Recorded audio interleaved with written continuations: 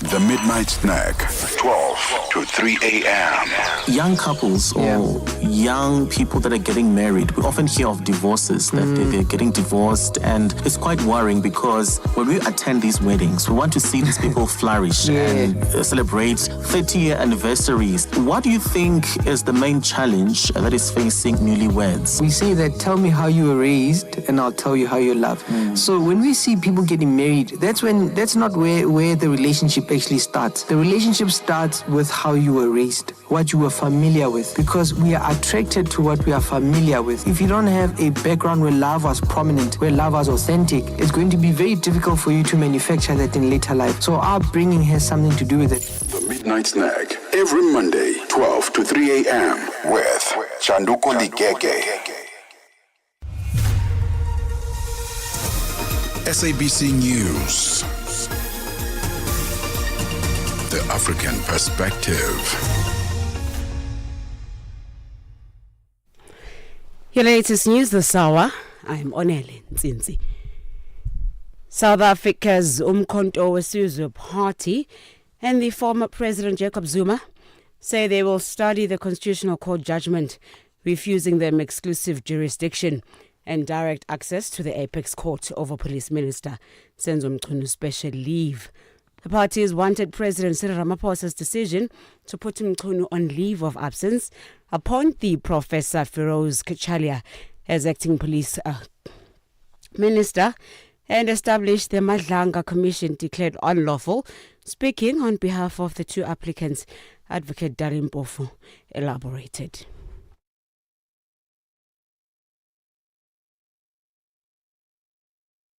We do apologize for not being able to play the sound. The Executive Director of the Public Affairs Research Institute at the University of Pretoria, Dr. Stembile Mbete, says the future of democracy in Southern Africa depends heavily on the active participation of young people. Speaking during the regional symposium on rethinking democracy in the region held at the University of Pretoria, Mbete says as the youth constitutes nearly 70% of Africa's population, their engagement in election is critical to sustaining democratic governance across the continent.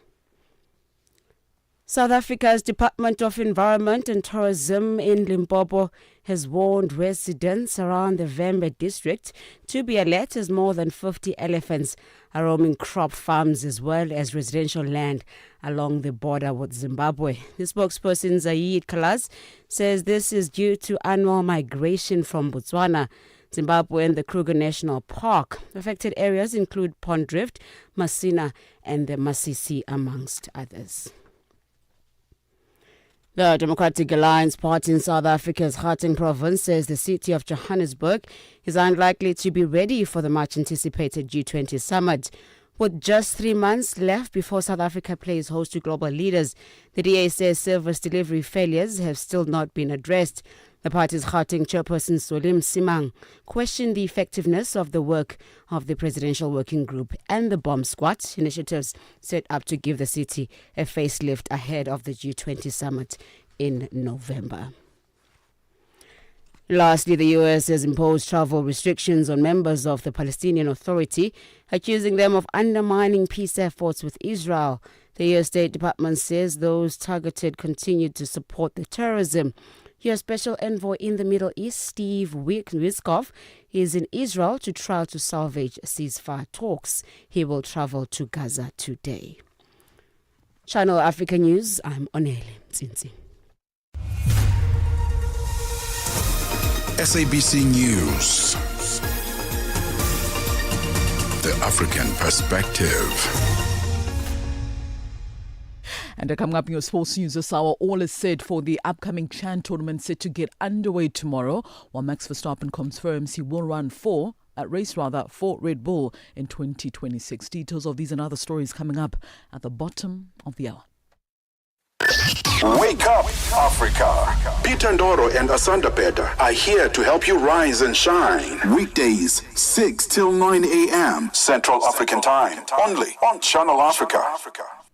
Africa Roundup time it is. This is the section of the show where we give you news making headlines in and around our continent that you could have missed maybe yesterday or during the week. And our team of researchers, reporters and editors compile these stories so that you can be in the know and know also what to look forward to in terms of developments in this new day. So we start today with South Africa's Minister of Trade, Industry and Competition, Park Stau, who says his department is working non-stop to present a counter-offer to the US.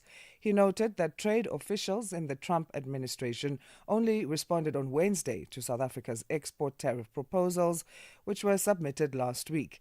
The proposals urge Washington to reconsider the 30% tariff on South African goods that takes effect today. To engage with the United States trade representative in the US also last night, and they were unable to give us a firm indication as to what it is that we need to do now to get to the point of a decision in relation to South Africa. They suggested that, look, maybe present a revised offer, because we had given an offer. When we're in the US, you'd recall we announced that we've given a framework deal to the US with a set of issues that we thought we should be able to offer them, but also a reciprocal engagement on what we would require from the US side. We haven't had confirmation as to what their stance is so far. South Africa's Deputy President Paul Mashatile has denied owning a $1.9 million Constantia property. That's an exclusive suburb in Cape Town, saying that it belongs to his son-in-law and he only lives there. He faced scrutiny after declaring 2 luxury homes worth $4.3 million, despite earning just over $200,000 annually. The properties are in Constantia and Waterfall in Midrand, both very exclusive areas in Cape Town and Johannesburg, respectively. People must read. That's just first thing you must learn in life. There's nothing in Parliament that I said I own a house. I said I live there. That house is owned by my son-in-law. It's a very simple thing to read. So what's the problem? The allegations, Deputy President, that government officials are using their positions in government to amass wealth for their families. What is your reaction just on that, basically? Which government officials? Politicians in particular. Which politicians? I don't use government money. There's no government money in those houses. So what are you looking for? It's not government money. So I don't know what are your problems. It's a private home. It's owned by the family. It's not government. The World Food Programme has warned that drastic cuts to humanitarian aid in northeastern Nigeria have left more than 1 million displaced people at the mercy of jihadists. The BBC's Anne Soy has more detail. They are mostly farmers who fled from militants, abandoning their farms and homes. The World Food Programme says it has run out of money to feed them. Malnutrition rates are already soaring. The medical charity MSF says more than 600 children have died from it this year in the region. The biggest donor, the US, is urging other nations to step up. The Nigerian government has set up a board to battle malnutrition, but it's not clear if it can fill the gap. Namibia's President Netumbo Nandi-Ndaitwah and Spain's outgoing ambassador Alberto de la Calle celebrated growing diplomatic and economic ties benefiting both countries. Spain has supported social development and imports Namibian fish, leather as well as precious stones. Spain has also been an importer for not only our fish but also leather as well as precious stones. And on the education, I think the lecturer that you attached to UNAM, who's not just involved in teaching Spanish, but doing a lot of activities. And we have decided to make sports as one of our priority. So those soccer clinics that is run by the Spanish is also helping us in developing. So there's really a lot. Nurses in Nigeria's public hospitals began a 7-day strike demanding improved remuneration, better working conditions and increased recruitment after a 2-week ultimatum to the government expired without resolution. Vanessa Chan reports. It's the first time nurses have gone on strike in the last 40 years in Africa's most populous nation. At the National Hospital Abuja, this ward was filled with patients, but the workstation remained empty. Obina Nangu was admitted with an injured leg. I'm in very serious pain. Nobody to attend to me. Nurses like Olusanya Mopelola said the Nigerian government ignored their long working hours and staffing shortages. We have suffered enough. We have suffered a lot. People are sick, and this is the same health sector that will take care. It's like we are taking care of people, but honestly, we are heroes unsung. Nobody wants to reckon with what nurses are going through. And that's your Africa Roundup for today. We'll have more for you on Monday morning after the 6 o'clock news. Stay with us. You're listening to Rise and Shine right here on Channel Africa Radio. Je, una jambo lolote akilini mwako? Je, una shauku kuhusu masuala muhimu? Na je, una maoni ambayo unataka yasikike? Kweli, hili jukwaa ni la kwako. Piga simu au tuandikie kwenda WhatsApp namba alama ya kujumulisha 2760552594 na tutakupigia simu. Mtangazaji wa habari zetu za Afrika Kusini mjini Johannesburg. Hivyo unaweza kuwa mshirika kwenye matangazo yetu. Sio mazungumzo tu, ni fursa yako ya kuchangia maoni yako na kushirikiana na jumuiya ya wasikilizaji wanaotamani mtazamo wako. Tufuate kwenye mitandao ya kijamii. Tembelea tovuti yetu www.channelafrica.co.za na uwe tayari kushiriki na kuchangia maoni yako kwenye Channel Africa. Channel Africa, mtazamo wa Kiafrika. Wake up to the essence of the continent. Rise and shine on Channel Africa. Countries around the world, including South Africa, are closely monitoring developments out of the United States ahead of a reciprocal tariff deadline today. Washington has only announced 8 deals, including the 27-member European Union bloc, while countries like South Africa, India, Canada, Mexico and Australia are in a basket of countries that continue to engage with the United States for a new bilateral trade relationship. This week, the Department of Trade, Industry and Competition put out a detailed statement affirming a period of intense negotiations with the United States since April.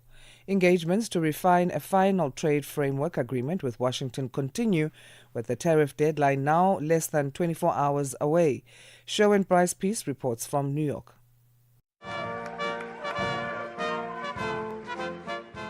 President Donald Trump's Liberation Day came and went on April 2nd, when the reciprocal tariffs were first announced.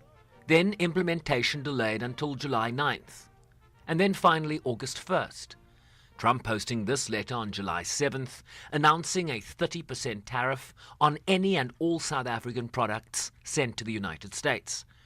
On Wednesday, Trump asked about slapping India with a 25% tariff rate plus an additional penalty for what the USA views as unfair trade barriers, and a message for all BRICS nations. We're negotiating right now, and it's also BRICS. You know, they have BRICS, which is basically a group of countries that are anti the United States, and India is a member of that, if you can believe it. And it's an attack on the dollar, and we're not going to let anybody attack the dollar. So it's partially BRICS, and it's partially the trade, this trade situation. It's the deficit. We had a tremendous deficit.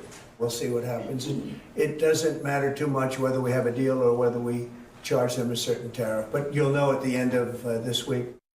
The Department of Trade, Industry and Competition said in a statement this week that the proposed framework deal included proposals for $12 billion imports of U.S. liquefied natural gas over a decade, simplifying U.S. poultry exports and opening the South African market to U.S. blueberries.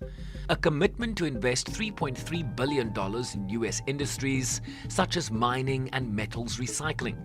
Joint investments in critical minerals, pharmaceuticals and agri-machinery, in addition to exemptions for specific sectors such as shipbuilding and counter-seasonal agri-trade, among others.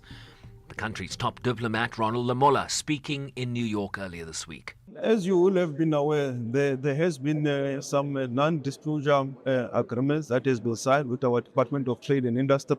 So there is ongoing engagements that is happening, and we want to give that a chance, and hopefully an agreement can be reached.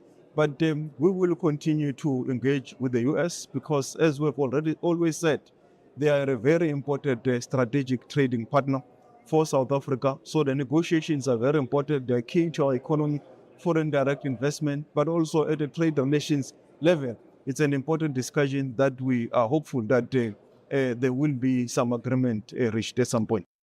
In a Truth Social post, Trump said tariffs were making America great and rich again, saying the tide was turning and that America had successfully countered tariffs used against it, calling America the hottest country anywhere in the world. Or this post, after Canada announced it would recognize the state of Palestine at the UN General Assembly in September, Trump saying the move would make it hard for them to make a trade deal with Canada, as the lines between politics and economy become increasingly blurred. Evidenced also in the threat of a 50% tariff against Brazil due to the coup charges faced by Trump's ally, former President Jair Bolsonaro. Listen to Canada's Prime Minister Mark Carney. These are complex, they're comprehensive, they're constructive negotiations with the Americans are ongoing. It's possible that they may not conclude by the 1st of August. But we'll see. The team's there. We're working hard. Conversations today, myself. So we'll see. As a key U.S. cabinet secretary says Trump is in the driver's seat on tariffs. Listen to Commerce Secretary Howard Lutnick speaking on the Fox News Channel's special report. The president is in the driver's seat now, right? He's done these big deals. He's got really all the cards in front of him. And as he said, he's going to decide what the tariff rate is. The president has proven his tariff policies are exactly correct and they work. Professor Evandro Carvalho is an international law expert in Brazil. Trump launches a rotating tariff machine gun indiscriminately and without good reasoning. This creates great insecurity for all companies and sectors that have commercial relations with the United States, so they are forced to seek new markets to diversify. So this instability imposed by the Trump administration on international trade creates this insecurity and will inevitably force countries to diversify their trading partners. Naturally, the U.S. is a formidable market, and no one wants to lose its market share, but this market needs to be relatively friendly. Tariffs are essentially a tax on the goods imported from other countries. So U.S. companies that purchase products or materials from abroad have to pay that tax to the U.S. government. That means the additional cost, say between 10 and 50%, is either taken on by the importer or more likely passed on to the consumer. A third option, import fewer goods, which will in turn hurt the bottom line of exporters from other nations, and then finding a domestic manufacturer of the product in the U.S. to circumvent the tariff completely, at least in theory. The Trump administration is banking on the latter, seeking to boost investments towards domestic manufacturing of imported goods, urging Americans to buy more American-made products while increasing tax revenues for the country. I'm Sherwin Bryce Pease in New York. And still in North America, the United States has decided to sanction the Palestinian Liberation Organization, the PLO, and the Palestinian Authority. It's imposed sanctions that will deny visas to the Palestinian Liberation Organization's members and Palestinian Authority officials. The U.S. says that it has reported the Palestinian groups to the Congress, that's America's parliament, for initiating and supporting actions of International Criminal Court and the International Court of Justice. America says that the organization continues to support terrorism, including incitement and the glorification of violence. Meanwhile, a number of countries have indicated that they will recognize the state of Palestine. Monolo Mariba has more. It's a groundbreaking moment for the Palestinians after 15 countries have expressed their willingness to recognize the state of Palestine. UK Prime Minister Keir Starmer says they will recognize the Palestinian state if Israel doesn't end its military campaign in Gaza and commit to peace. Our goal remains a safe and secure Israel alongside a viable and sovereign Palestinian state. But right now, that goal is under pressure like never before. I've always said that we will recognise a Palestinian state as a contribution to a proper peace process at the moment of maximum impact for the two-state solution. With that solution now under threat, this is the moment to act. These countries intend to make their official declaration at the upcoming UN General Assembly in New York in September.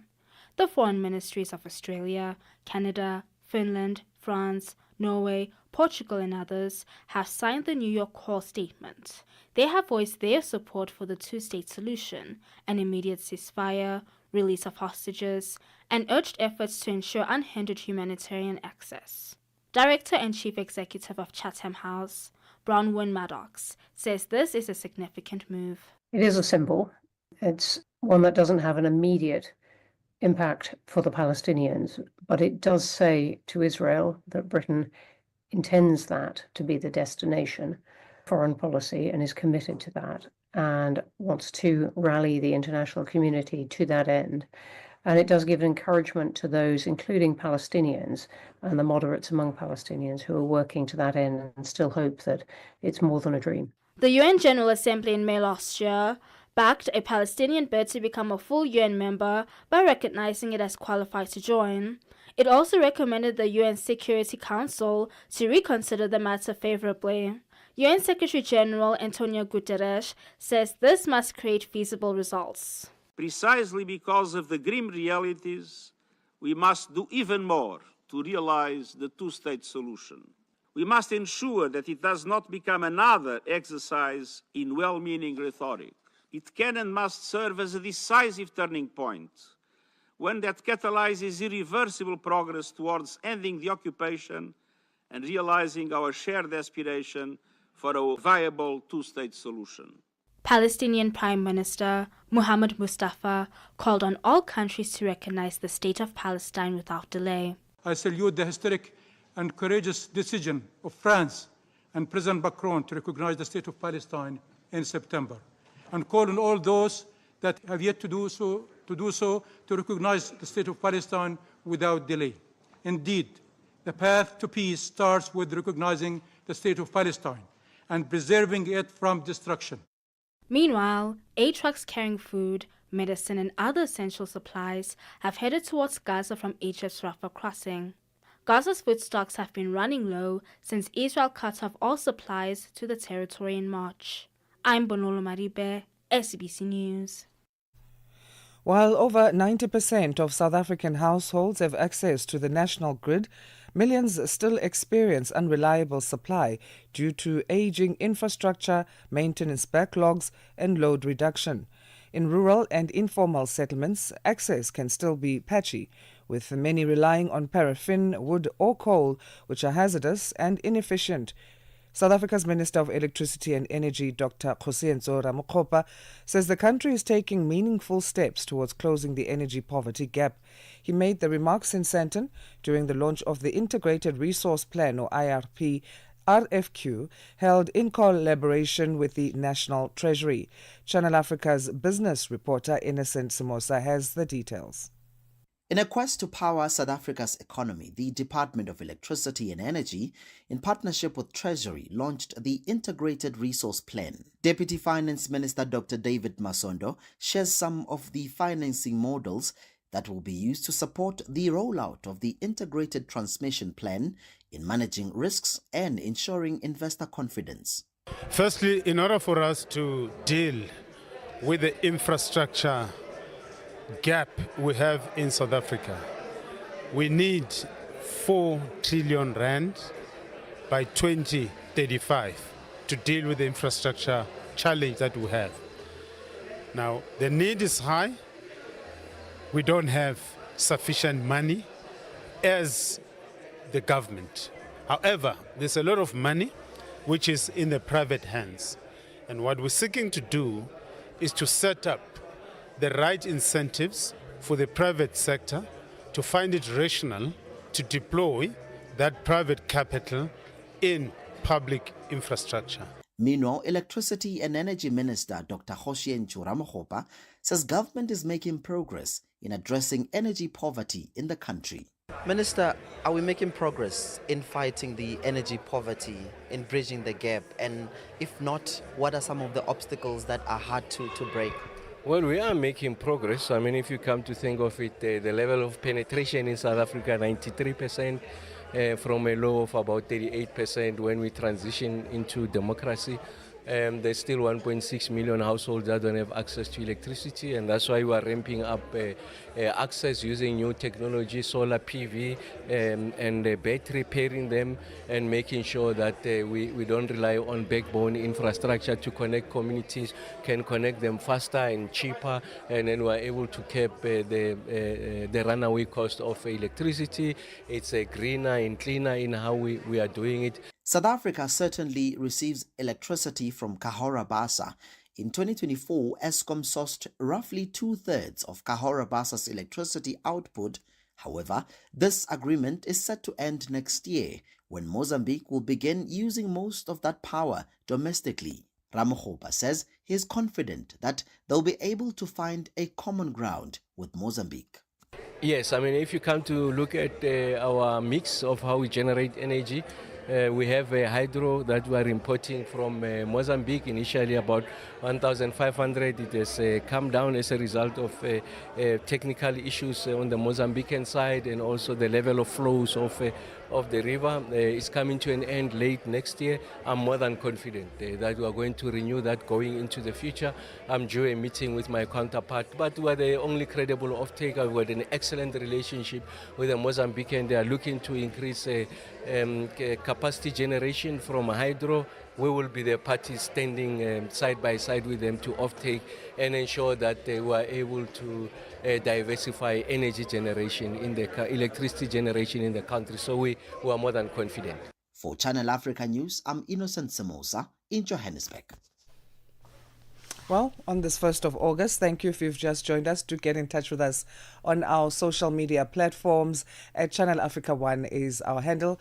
That is on X, on Instagram, on TikTok, on Facebook, as well as YouTube. LinkedIn, we're there as well. We're everywhere. So do get in touch with us. We'd love to hear from you, whether it's your views or questions. We're going to be heading into our news headlines in just a bit with Onele Nzinzi. And coming up, more stories, of course, making headlines in and around our continent. And I don't know if you have a day in history. Do you want to touch on that? Since we have about 30 seconds to get to Onele. Or we'll do it later. We'll never be able to get through because I talk a lot. Look, it is now exactly 6:30, which means it's time for us to find out what's happening in the world. In brief, with our news headlines this morning is Onele Nzinzi. Very good morning to you, Onele. SABC News headlines. The African perspective. Well, a very good morning, Peter. Looking at your headlines, Sudanese paramilitaries are forming a parallel government to the one controlled by the country's army. Analysts say this will push Sudan further towards a de facto division. South Africans have taken to social media to react to Parliament's Ethics Committee's findings against the Deputy President Paul Mashatile.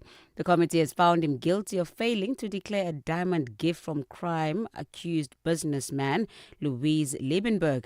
And the U.S. has imposed travel restrictions on members of the Palestinian Authority, accusing them of undermining peace efforts with Israel.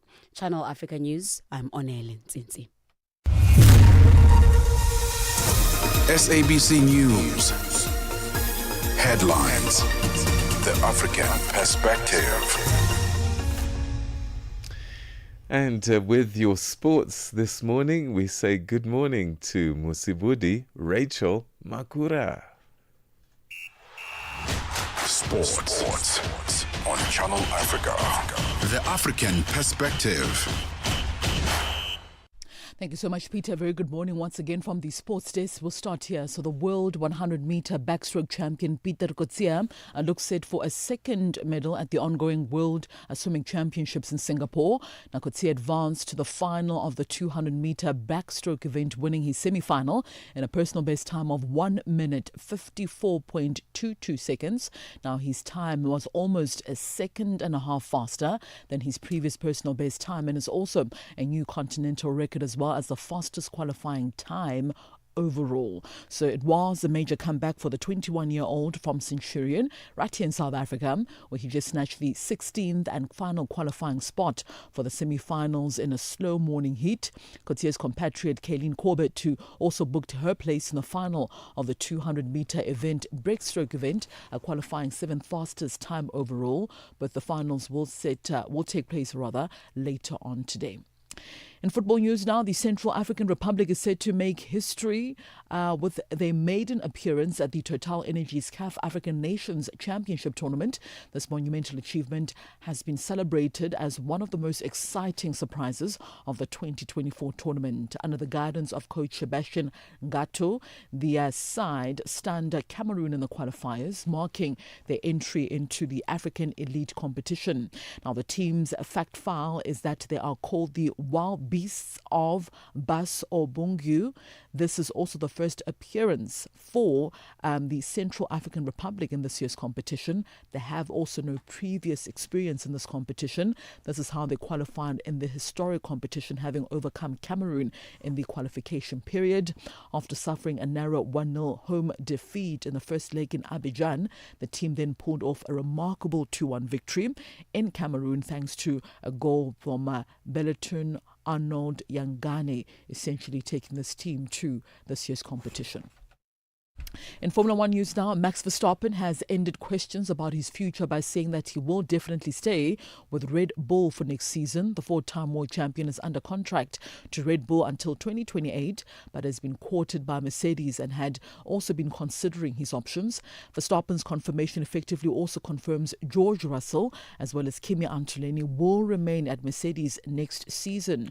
So Russell, who had been expected that Verstappen would then be staying at Red Bull, said that he was not in a hurry to sign a new contract. He also made it clear, should I say, that he wants reassurances about his position at Mercedes, given what he describes as a unique situation at the team. On to summer athletics news now. So South African javelin thrower Jana van Schalkwyk has big hopes for the next assignment in Tokyo. This after getting the bronze medal at the FISU World University Games in Germany. Speaking on the back of yet another podium finish, having also finished third at the previous event in China, the US-based student athlete explained why she needed to sort of aim higher at the upcoming World Championships. Van Schalkwyk also managed a 56.73 meter throw, but also knows that she needs to jump into the 60-meter zone if she has any hopes of medaling at the World Championships in Tokyo, Japan later on this year. It's unfortunate that the last throw went further, but I mean, I'm still so happy. It's been an extremely long season so far. Lots of positives I took from this competition. Lots of things that I know I need to work on for the next. Really hope for that silver, not gonna lie, but yeah, I mean there's a plan for everything. Everything happens for a reason. All right, she also speaks about the Tokyo World Athletics Championships coming up later on this year in September. I know there's a 60 in me. I know it for a fact. I'm not gonna lie. I feel in good shape. It's just I need everything to click. Unfortunately, it didn't click as well as I hoped today, but I know it's coming. It's coming. So I'm excited for the rest of the season. I know there's going to be some big decisions that's going to come out of this body. For any sports stories you'd like to share with us, send us an email to newsroom@channelafrica.co.za or call us on +27 11714 4459. For Channel Africa Sport, I am Musibudi Makura. Sports on Channel Africa. The African Perspective. Je, una jambo lolote akilini mwako? Je, una shauku kuhusu masuala muhimu? Na je, una maoni ambayo unataka yasikike? Kweli, hili jukwaa ni la kwako. Piga simu au tuandikie kwenda WhatsApp namba alama ya kujumulisha 2760552594 na tutakupigia simu. Mtangazaji wa habari zetu za Afrika Kusini mjini Johannesburg. Hivyo unaweza kuwa mshirika kwenye matangazo yetu. Sio mazungumzo tu, ni fursa yako ya kuchangia maoni yako na kushirikiana na jumuiya ya wasikilizaji wanaotamani mtazamo wako. Tufuate kwenye mitandao ya kijamii. Tembelea tovuti yetu www.channelafrica.co.za na uwe tayari kushiriki na kuchangia maoni yako kwenye Channel Africa. Channel Africa, mtazamo wa Kiafrika. New day, new stories. Start your morning right with Rise and Shine on Channel Africa. Let's say good morning to Chandugo Ligege, who's got our business news.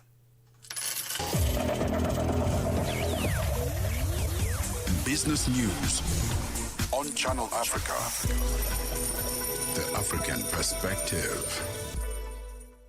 Thank you, Asanda, and good morning. The White House has announced new tariff raise for dozens of countries that haven't yet reached a trade deal with the U.S. It has confirmed that almost all the measures will come into effect in 7 days' time. The BBC's Suranjana Tiwari has the details. The White House announced a battery of new tariffs for partners, forging ahead with a global trade war. The rates appear to range as high as 50% on some imports. Trump has announced 8 deals so far, including with the EU, Japan and the UK, although the details of all agreements remain hazy. Few nations have been spared. Canadian imports will face some of the highest taxes of 35%. Earlier, Mexico was given 90 more days to agree a deal. Earlier, South Africa's Trade, Industry and Competition Minister Park Stau said his department was working around the clock to make a counter-offer to the U.S. He says trade officials in the U.S. President Donald Trump's administration only responded to his department's export tariff proposals on Wednesday night after contacting them 2 weeks ago. We haven't had confirmation as to what their stance is so far. The last time they engaged with us, which is formally now 2 weeks ago, was to say, look, we need you to enter into an agreement that allows negotiations to start. We signed on our part, we did not get a signature on the side of the U.S. And they said, after you get our signatures, the U.S. will also send you a template that you would be able to fill in or work around to be able to make a submission. The South African Reserve Bank has cut the repo rate by 25 basis points. The MPC cut rates by 25 basis points at the last meeting, which took the repo rate to 7.25% and the prime lending rate to 10.75%. Kenya's consumer inflation rose to 4.1% year-on-year in July, compared to 3.8% the previous month. The Kenya National Bureau of Statistics says inflation was primarily driven by the rise in prices of items such as food and non-alcoholic beverages, transport, housing and utilities. Monthly inflation was at 0.1% in July, compared to 0.5% a month earlier. $1 in Nigeria is trading at 1,000 naira 530, Botswana 13 pula 35, Kenya the dollar is at 128 shilling 52, Zambia 22 kwacha 91. BRICS countries, $1 in Brazil is at 5 real 59, Russia 80 rubles 69, India 87 rupee 57, China 71 19, South Africa 18 rand 9 cents. $1 is 76 pence to the British pound, 87 to the euro. Commodities, gold is at $3,288, platinum at $1,290 per ounce. The price of Brent crude oil, $71.62 a barrel. That is all for now. For any business stories you'd like to share with us, please send us an email to newsroom@channelafrica.co.za, or you can call us on +27 11 714 4459. For Channel Africa Business, I am Chanduko Ligege.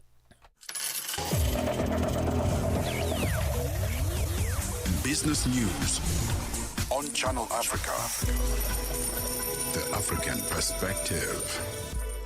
G20 in Africa, exclusive to Channel Africa. Now, it's time for your G20 fact of the day.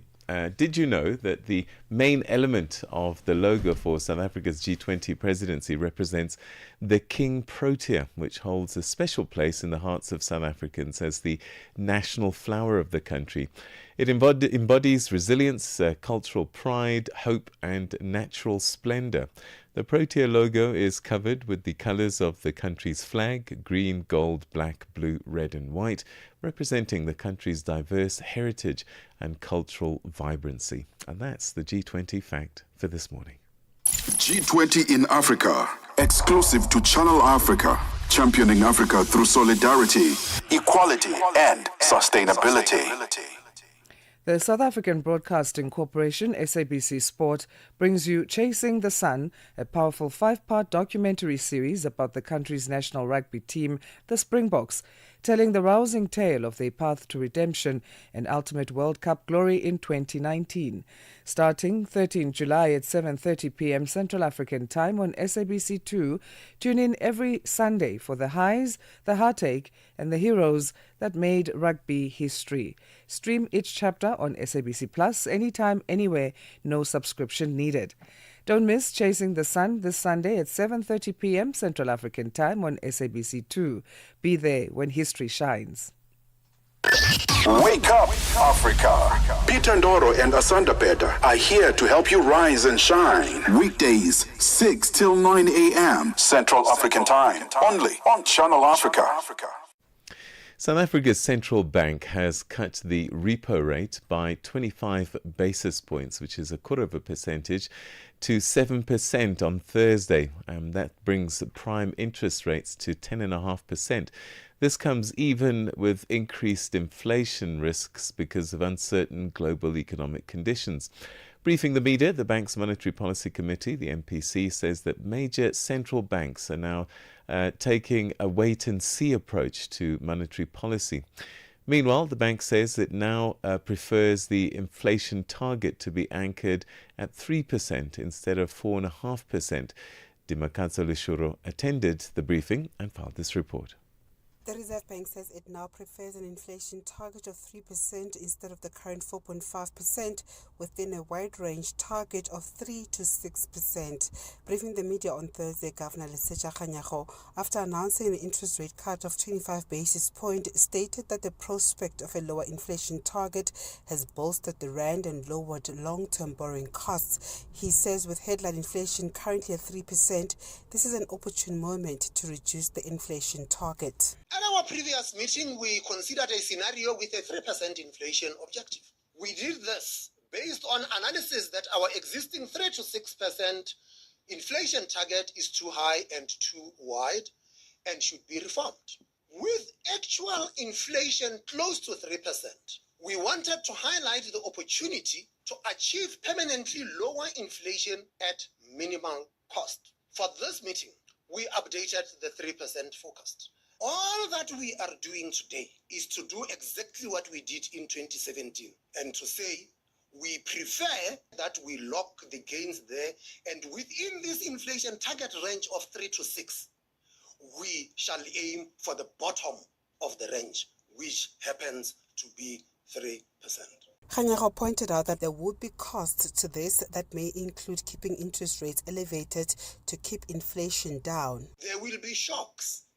The shocks will be there whether you are targeting 6%, 4.5%, 3%, or 3 to 6%. The shocks will be there even if you were targeting 2%. So the notion that says that because we are scared of shocks, we cannot make an adjustment, it's not that. The shocks will be there irrespective of which inflation level you are targeting. Deputy Governor Fundi Chazibana says there is a process that is taking place between the Reserve Bank and National Treasury on the new target. There is a process, which is a technical process, where Reserve Bank staff and National Treasury staff meet. We have got an inflation targeting technical committee that will meet. And that technical committee then presents its proposals to the governor and the Minister of Finance. Once there's concurrence between the two of them, then within the central bank already, when the technical teams are doing work, on both sides we have modelers that would look at the implications and the impact.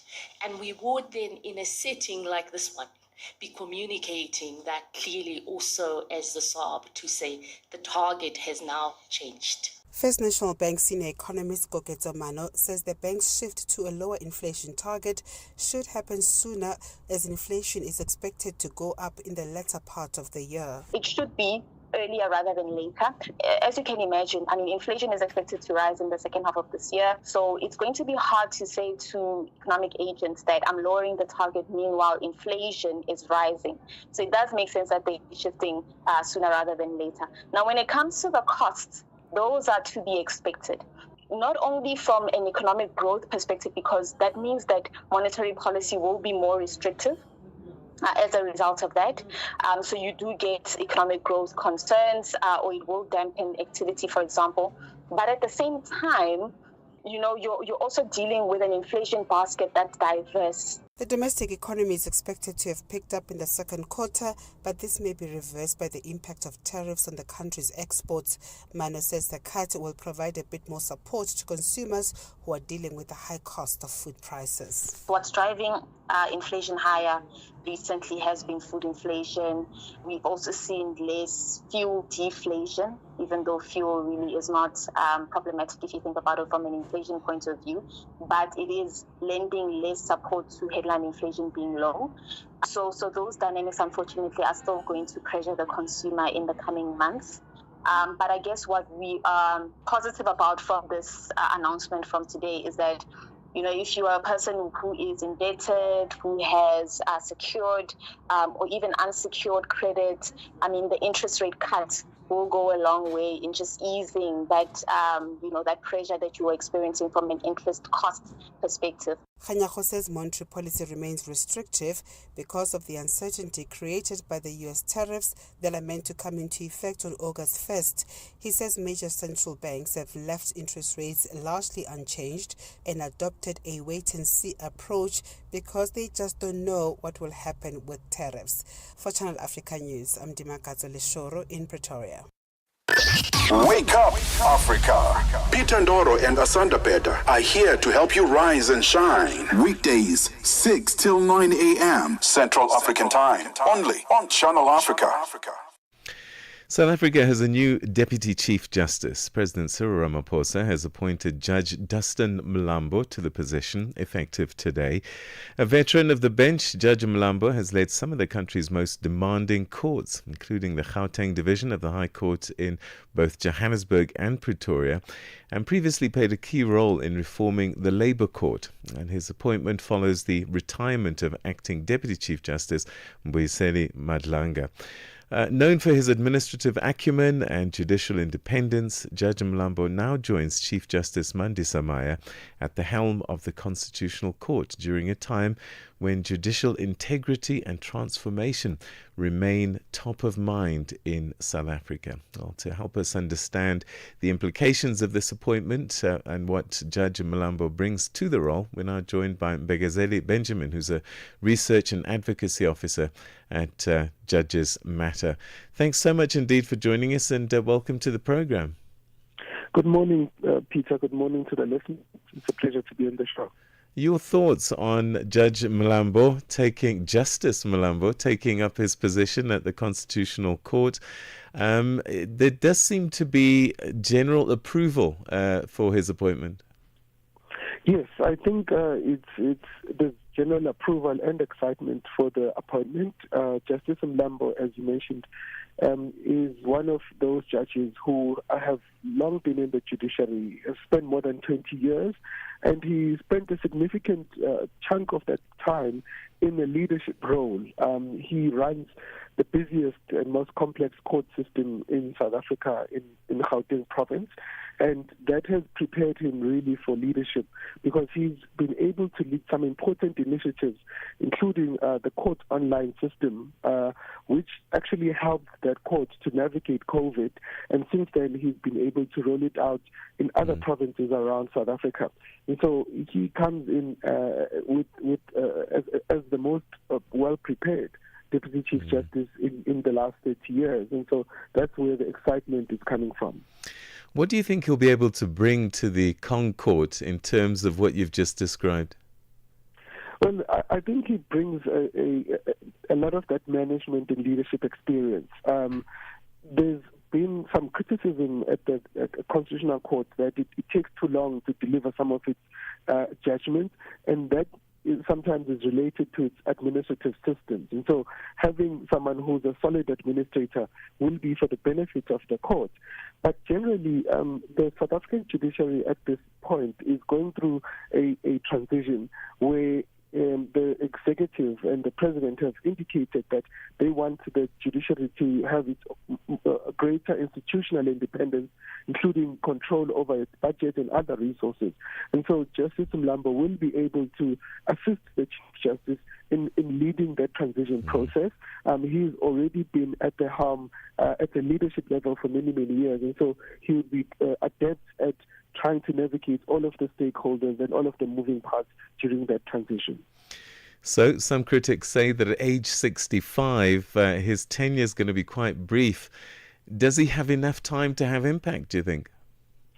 Well, I think he does have enough time to lead, to have impact, but also to bring in a new generation of leadership, because he comes from a generation that was appointed very early into South Africa's democracy, and so he has seen a lot of the early times of building this constitutional democracy, and so he would be able to transition to a new layer of leadership who would have been raised under the democratic South Africa. But in the 5 years that he will serve in the position, he has a huge potential to have impact. Like I said, over the last 5 years, he's basically transformed the court system to have it more online. He's been able to roll out this court online project even to some rural provinces in the country. And so 5 years is a long time for him to have impact, considering the kind of initiatives that he has led over the last 25 years in the judiciary. This online court system, Case Lines I think it's called, that was quite revolutionary, wasn't it? It indeed was, Peter. You'll recall that during the peak of COVID, we went into lockdown and all the courts were shut down. And a lot of the courts outside of Gauteng had huge backlogs in terms of the trial work that they needed to do, and also the cases that were not dealt with during that COVID lockdown period. Gauteng was the only court that didn't have significant backlogs, and that's precisely because it was using this Case Lines or court online system. And so it really is beneficial to the court because it also allows more virtual hearings. So a judge could be sitting in one corner of the country, the lawyers could be sitting in another corner of the country, and South Africa is a massive country, and so they will be able to deal with the case without being physically present. And that means they are able to deal with many more cases that don't need to be physically in the court building. He's served across the judicial landscape, including acting actually at the Constitutional Court. I wonder, from your view, which part of his judicial career has had the most lasting impact on the justice system and perhaps public perception of the courts?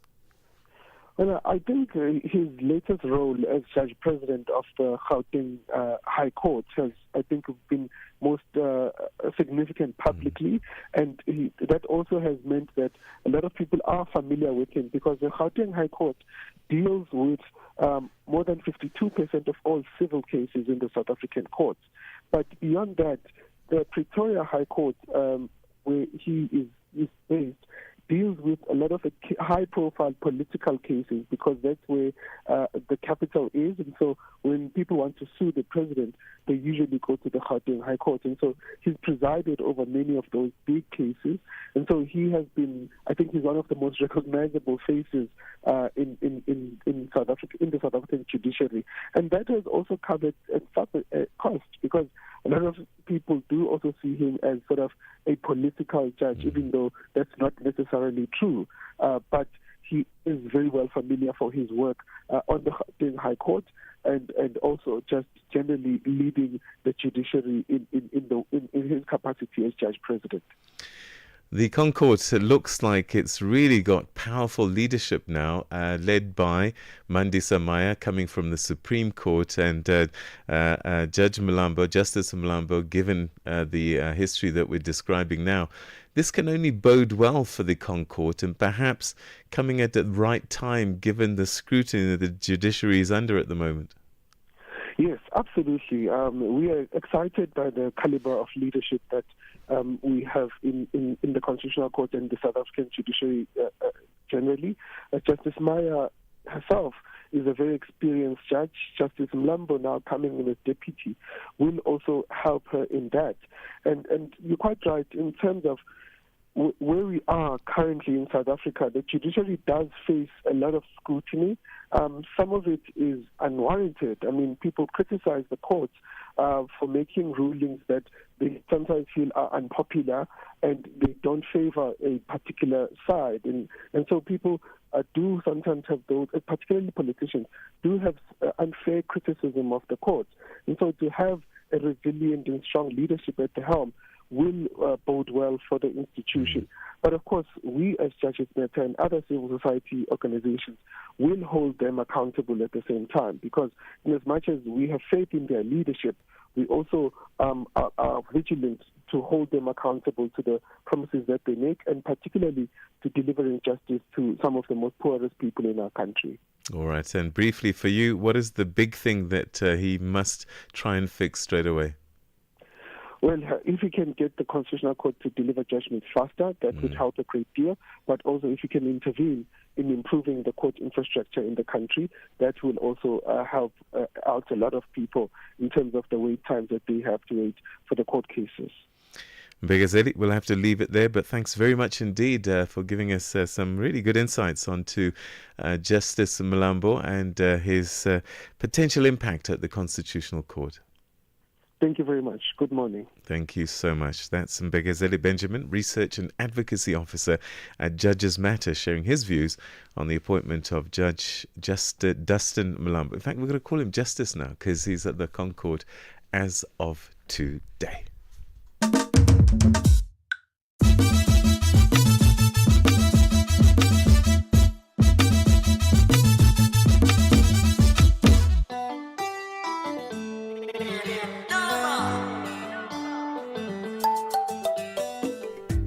Seven o'clock it is, Central African time. A very good morning to you if you've just joined us. This is Rise and Shine on Channel Africa, coming to you live from our Johannesburg studios in South Africa. My name is Asanda Beda. And I'm Peter Ndoro. Yeah, thanks so much indeed for staying with us. And we've got so much we still need to unpack in this next hour. And one of the things I'm going to be looking at, it's D-Day for South Africa today. Officially, the tariff situation kicks in right now. So we'll unpack that with an economist and see what that might mean for you and me, ordinary people on the street. We also go to Nigeria, where nurses there are in public hospitals, that is, have embarked on a 7-day warning strike. Those stories and more coming up after the news with Onele Nzinzi and then sports headlines with Musibudi Makura. SABC News. The African Perspective. Well, thank you, Asanda. Sudanese paramilitaries are forming a parallel government to the one controlled by the country's army. Analysts say this will push Sudan further towards the defunct division After more than 2 years of war that has caused waves of ethnic killings, famine and massive displacement, Sudan's army and the paramilitary rapid support forces are currently fighting for control of Al Fashir, the army's last foothold in the western Darfur region, an RSF stronghold. South Africa's President Cyril Ramaphosa will this morning swear in Minister-designate Professor Feroz Kachalia as an acting Minister of Police at the Union Buildings in Pretoria. Kachalia was appointed following the decision by the President to put Minister Senzo Mchunu on leave. This relates to allegations of infiltration by organised crime syndicates within state protection agencies, including the South African Police Service. South Africa's Umkhonto weSizwe Party and the former President Jacob Zuma say they will study the Constitutional Court judgment refusing them exclusive jurisdiction and direct access to the Apex Court over Police Minister Senzo Mchunu's special leave. The parties wanted President Cyril Ramaphosa's decision to put Mchunu on leave of absence, appoint Professor Feroz Kachalia as acting police minister, and establish the Mandlanga Commission declared unlawful. Speaking on behalf of the two applicants, Advocate Dalimpofu explains. Exclusive jurisdiction is when only this court has jurisdiction, but direct access is when other courts have jurisdiction, but there are, in the interest of justice, compelling circumstances for you to come here. Put aside the question of exclusive jurisdiction. On direct access, the only question is whether anyone in this country thinks that these issues that were raised by Lieutenant General Mkhwanazi, which have affected all South Africans, are of sufficient significance for them to have warranted direct access compared to all these other issues. Gandla, secret ballot, all the cases that were given direct access. A storm is brewing in Kenya over the latest proposals to control the sale and consumption of alcohol, including raising the minimum drinking age from 18 to 21. The sweeping proposed rules include a ban on purchasing alcohol in supermarkets, restaurants, and on public transport. The online sale and home delivery of alcohol drinks, as well as celebrity endorsements, will also be outlawed. The authorities have defended the planned measures as necessary to address substance abuse, especially amongst the youth. But many Kenyans, including those in the alcohol industry, have criticized the proposals as misguided and potentially destructive to the economy. And lastly, the U.S. has imposed travel restrictions on members of the Palestinian Authority, accusing them of undermining peace efforts with Israel. The U.S. State Department says those targeted continue to support terrorism. U.S. Special Envoy to the Middle East, Steve Witkoff, is in Israel to try to salvage ceasefire talks. He will travel to Gaza today. The BBC's Tom Bateman. The next steps are that Mr. Witkoff and Mike Huckabee, the US ambassador to Israel, will visit a site of the so-called Gaza Humanitarian Foundation, US and Israeli-backed, supplying food aid inside Gaza, and has had a series of disastrous consequences, with many aid seekers being shot dead. You sense that from the kinds of things Mr. Trump has been saying about it and the way he has talked about starvation, it seems to me he has told Mr. Witkoff to go and see it. And I think what he reports back will matter. For any news stories you'd like to share with us, please send us an email to newsroom@channelafrica.co.za or call us at +27 11 714 4459. Channel Africa News, I'm Onele Nzinzi. SABC News. The African Perspective. And coming up in your sports news this hour, all set for the Chan tournament that gets underway tomorrow, while South Africa will host the International Wheelchair Basketball Federation World Championships in Sun City this weekend. Details coming up at 7:30. Wake up, Africa. Peter Ndoro and Asanda Beda are here to help you rise and shine. Weekdays, 6 till 9 a.m. Central African Time. Only on Channel Africa. Women's central role in shaping equitable economies was in the spotlight at the commemoration of the Pan-African Women's Day 2025 at the Pan-African Parliament in Midrand, Johannesburg in South Africa. The session was convened under the theme Enterprise and Redress, positioning women-led economies as instruments of reparative justice.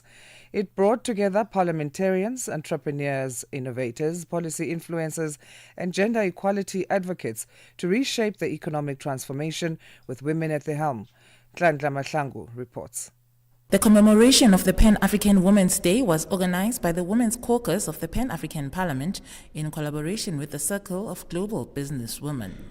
Celebrated annually on the 31st of July, the day commemorates the establishment of the Pan-African Women's Organization in 1962 at the first Pan-African Women's Conference held in Dar es Salaam, Tanzania. The day honors the significant contribution of African women to liberation struggles, institution building, and the advancement of gender equality. It also highlights the ongoing fight for economic and social justice for African women on the continent and in the diaspora. Dr. Sindiswa Mzamo, president of the Circle of Global Business Women, says women should be made architects of building Africa. When we're talking about building the Africa that we want and actually making women as architects of building that Africa that we want, what do we mean?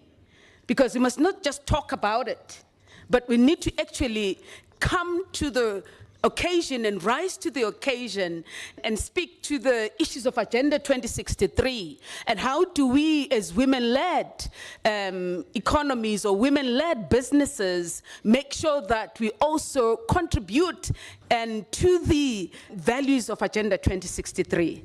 Now, if you look at where we are as women globally or women in the continent, I think for me what is really important about being an architect is actually looking at playing and shaping the economies of local and national and global member states that we're talking about. Now, when you tailor it down to Africa, who are these women? Where are they? The grassroots women, for us, they're the most important women. Why I'm raising this thing? Because we are talking about agribusiness, we are talking about climate change, we are talking about small business. How do we actually shape up that agenda so that we don't leave anybody behind when we're talking about women on the grassroots? Ayanda Mvimbi of UN Women South Africa multi-country offices delivered a keynote address on how gender-responsive budgeting has been successfully used across Africa to increase women's financial power and access to markets.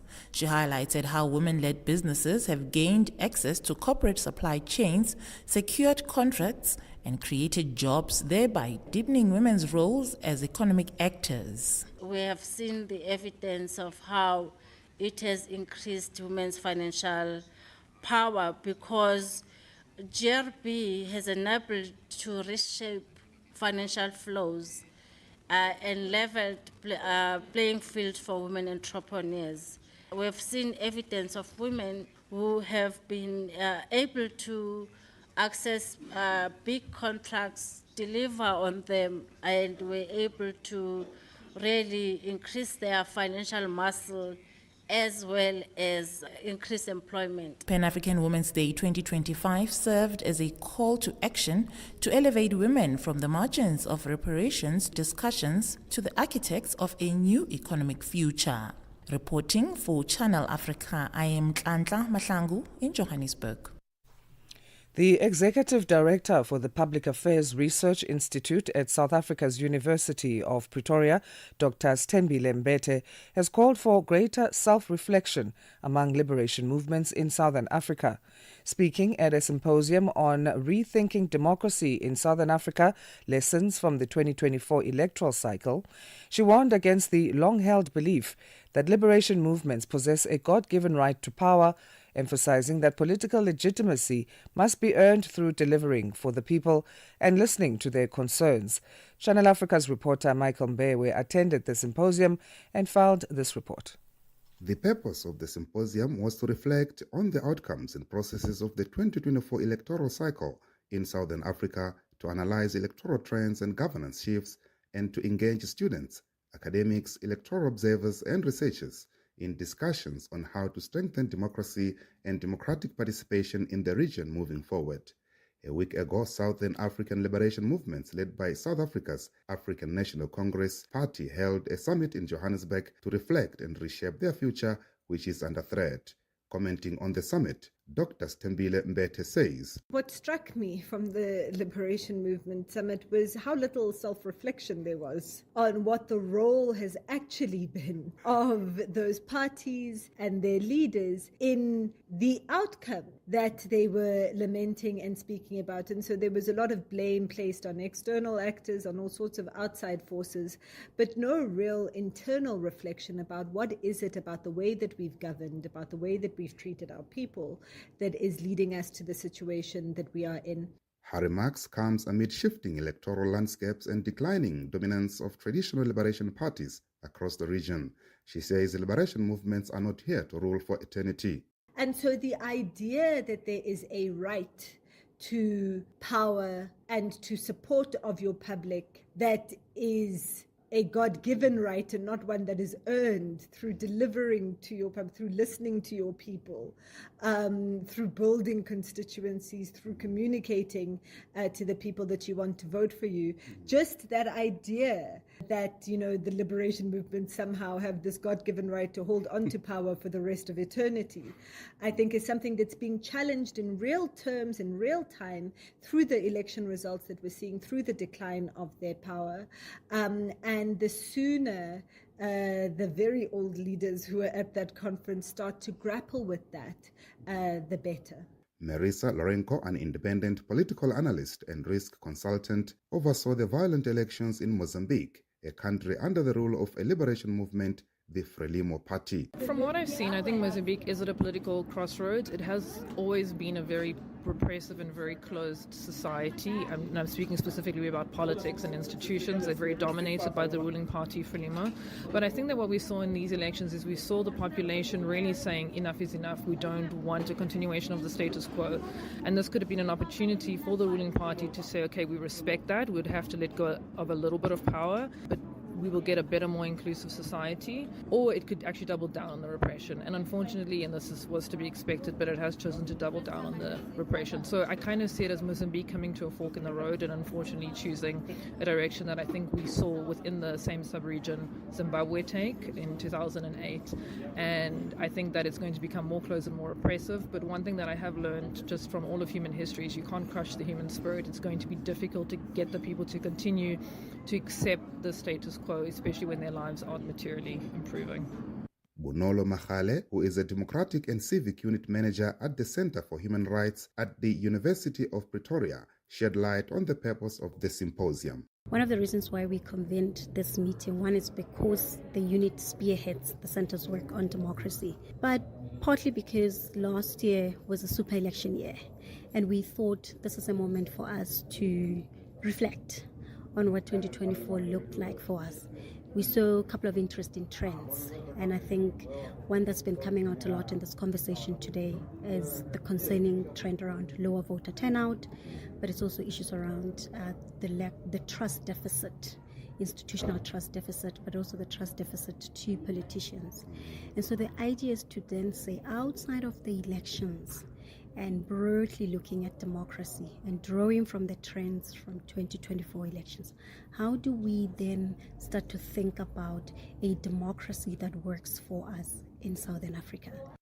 Meanwhile, Zama Patwa, a law student at UP, expressed her levels of dismay towards the South African Independent Electoral Commission, IEC, on how it runs its affairs. The IEC, a body tasked with the facilitation of elections in South Africa. I generally am so disappointed in the IEC, especially last year, because I know a few people who couldn't vote because of the voting station news that were delayed, or rather, they just didn't reach everyone, whereas a change of date regarding the voting stations, there were people who, by the time it's time to vote, they were in different provinces, different places, far from their own voting stations, and those people were denied the opportunity to vote because they were not in the correct voting station. And this is, I'm blaming the IEC because they were responsible for votes, and because they delayed the information, it didn't get to people on time. Responding to the critique, IEC's Deputy CEO Electoral Operations, Masego Shiburi, said going forth, their task is to keep their house in order after learning shortcomings from the past. On our part, we must improve the voters' experience at voting stations. Last election, there were reports of long queues in certain high-density demographic areas. We're going to do work so that next time we interact with voters, a person can say they've had to turn back because there were long queues.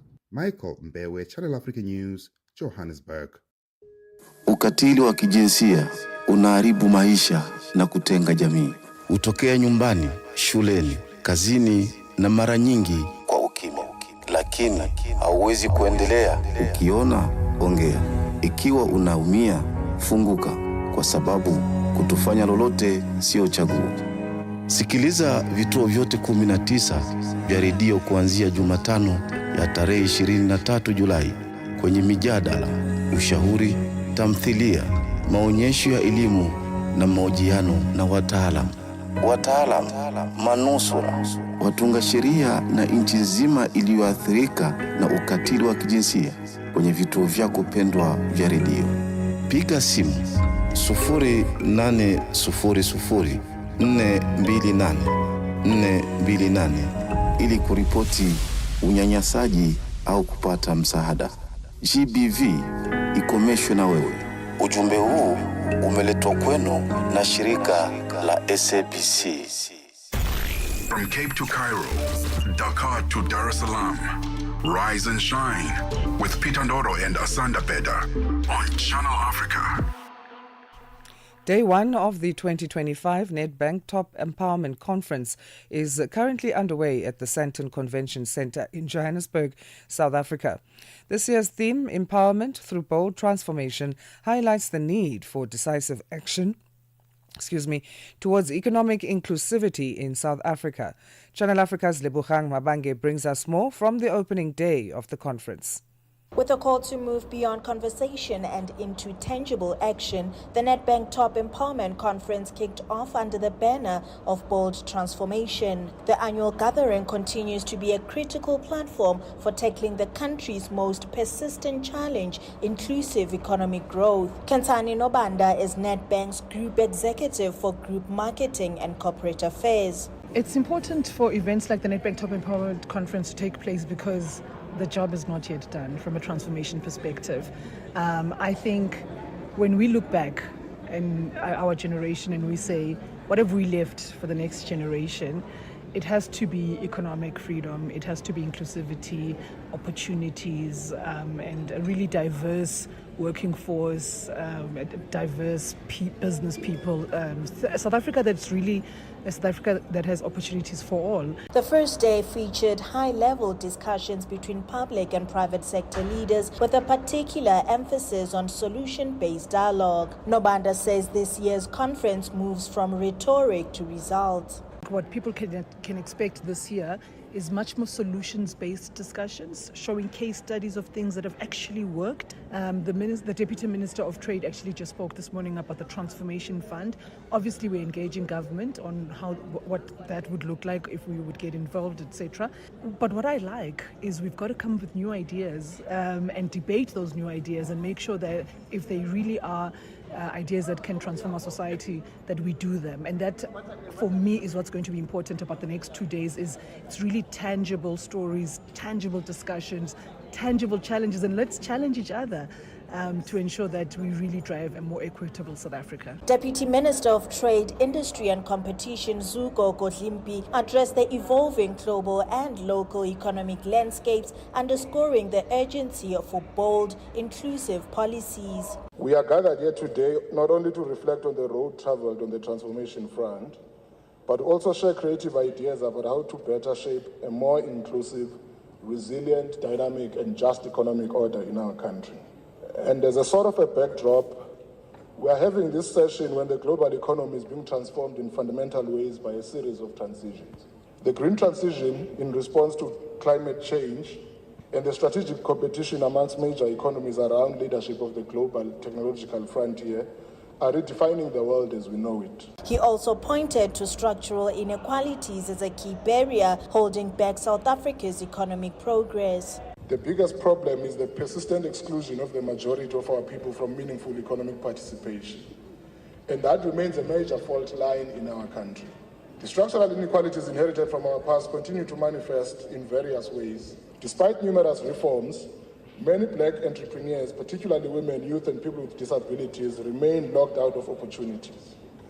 Locked out not because of a lack of talent or drive, but due to entrenched barriers that restrict their access to markets, funding, and commercial networks. As the two-day event continues, the challenge remains clear: to move from conversation to action and to build a South African economy that works for all. Reporting for Channel Africa, I am Lebogang Mabange in Johannesburg, South Africa. Wake up, Africa. Peter Ndoro and Asanda Beda are here to help you rise and shine. Weekdays, 6 till 9 a.m. Central African Time. Only on Channel Africa. Namibia has been hit hard by a climate-induced drought, leaving thousands in urgent need of food and basic services.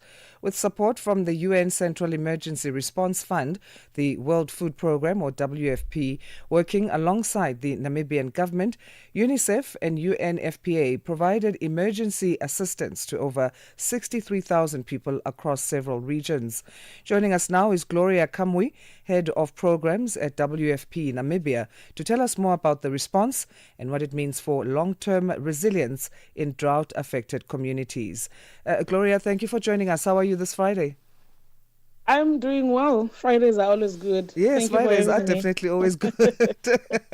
Exactly. We appreciate you making time for us. Can you briefly describe the drought situation in that triggered the WFP's emergency response in Namibia?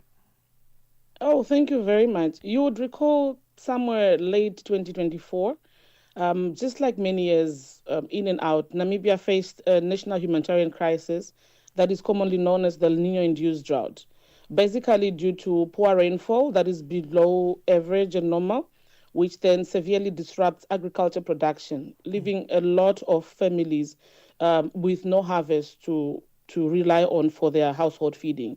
Now, that lack of harvest is what now led to the widespread food insecurities, especially in the rural and vulnerable communities. If you have seen the data as well, the acute food insecurity analysis around that time then recollected that about 1.4 million people, which is nearly 48% of the Namibian population, were then faced with a crisis of food insecurity.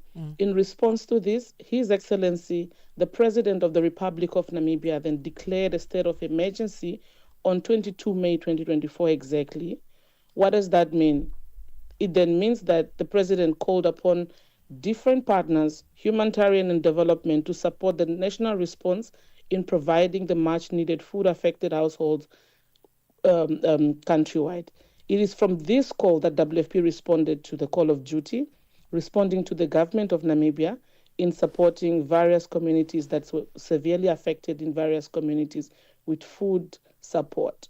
So basically, with this fund, the United Nations, with the two agencies that you have mentioned, UNICEF and UNFPA, WFP joined hands to provide the humanitarian support in various categories in Kavango East, Kavango West, and Omaheke regions of Namibia. So what kind of food and nutrition support did the WFP provide?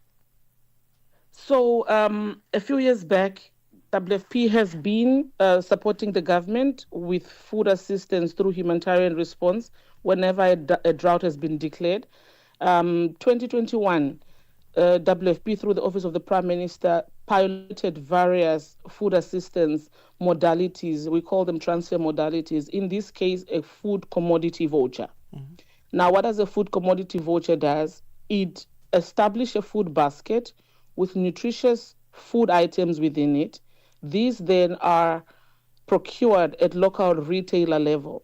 The households are then given a voucher that is loaded with that value for them to redeem at a level that they are living within their communities. So within that basket, you have what we call maize meal here. You've got pilchards, which is fish. You've got cooking oil. You've got salt, and you've got soft porridges that are provided because of catering for the needs of children that are below the age of 5.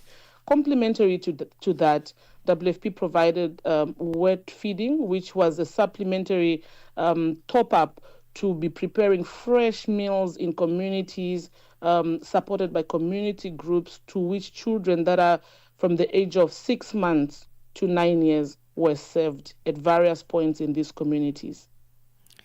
Are there any challenges that were faced during the response, and how were these overcome? Well, with every response, with whether development or humanitarian, the challenges are there because first of all, hence we have risk analysis before you even dive into an implementation.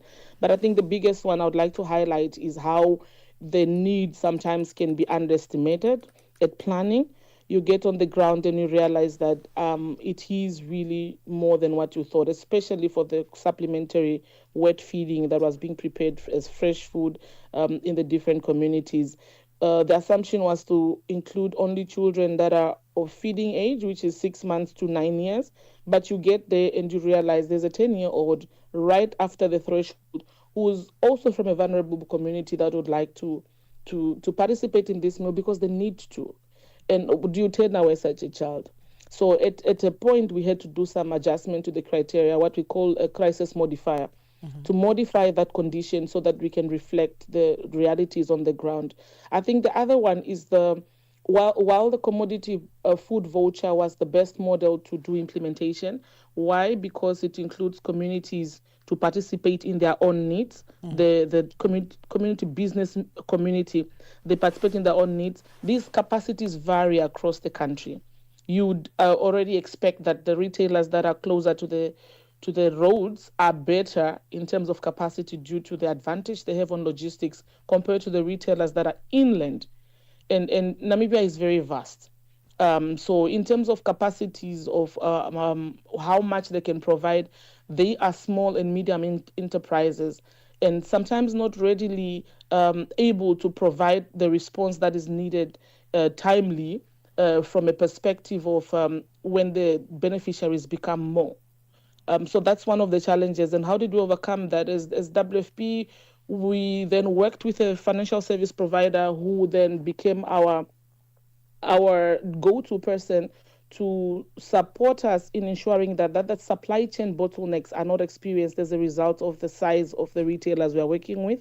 They had then gone to the bigger wholesalers and negotiate and publicize this program to inform the wholesalers that this is what is happening in their areas so they can support offering credit to these retailers in quantities that are needed to these retailers, because the retailers, they rely on the wholesalers. So if the wholesaler does not have, that means the retailer will not have. What does that mean? Then the response will be delayed. But with that negotiation around speaking to the bigger retailers so they can stock up enough quantities, I think that worked really good for us. At some point in one of these regions, the maize meal, for example, was really below what was required, not because the retailers did not have the money to buy, but because of the natural gaps that Namibia faces in general as a country in terms of production and availability of food commodities. You'd know that we import a lot of that commodity, especially from our neighboring countries, especially South Africa. Yeah. So buffering that and brokering that negotiation with the wholesalers to inform them to stock up really supported us to see that the production is smooth and that the implementation is not halted. Finally, Gloria, drought does have its long-lasting effects, and if we go on a proactive approach in terms of Namibia's response to drought and resilience for farmers, what is the World Food Programme recommending? Can you hear me? Hello, Gloria? Okay, I think we lost Gloria somehow there through the telephonic lines, but we might as well just wrap that chat then from there, because we're going to get to news headlines in just a bit, talking about drought and Namibia's response to that and how the World Food Programme has helped in the fight or in the reaction to that drought. Very important are also those proactive approaches and programs to make sure that farmers remain resilient in all our countries on the continent, but especially those who are very big on agricultural output, which Namibia is one of. Let's get our news headlines, 7:30 Central African time it is. Gloria, just to wrap that chat off, I think I didn't say her name fully. Gloria Kamwi, Head of Programs at the World Food Programme in Namibia. Of course, we appreciate the time she's made for us. Onelen Sinsi, good morning. She's got our headlines.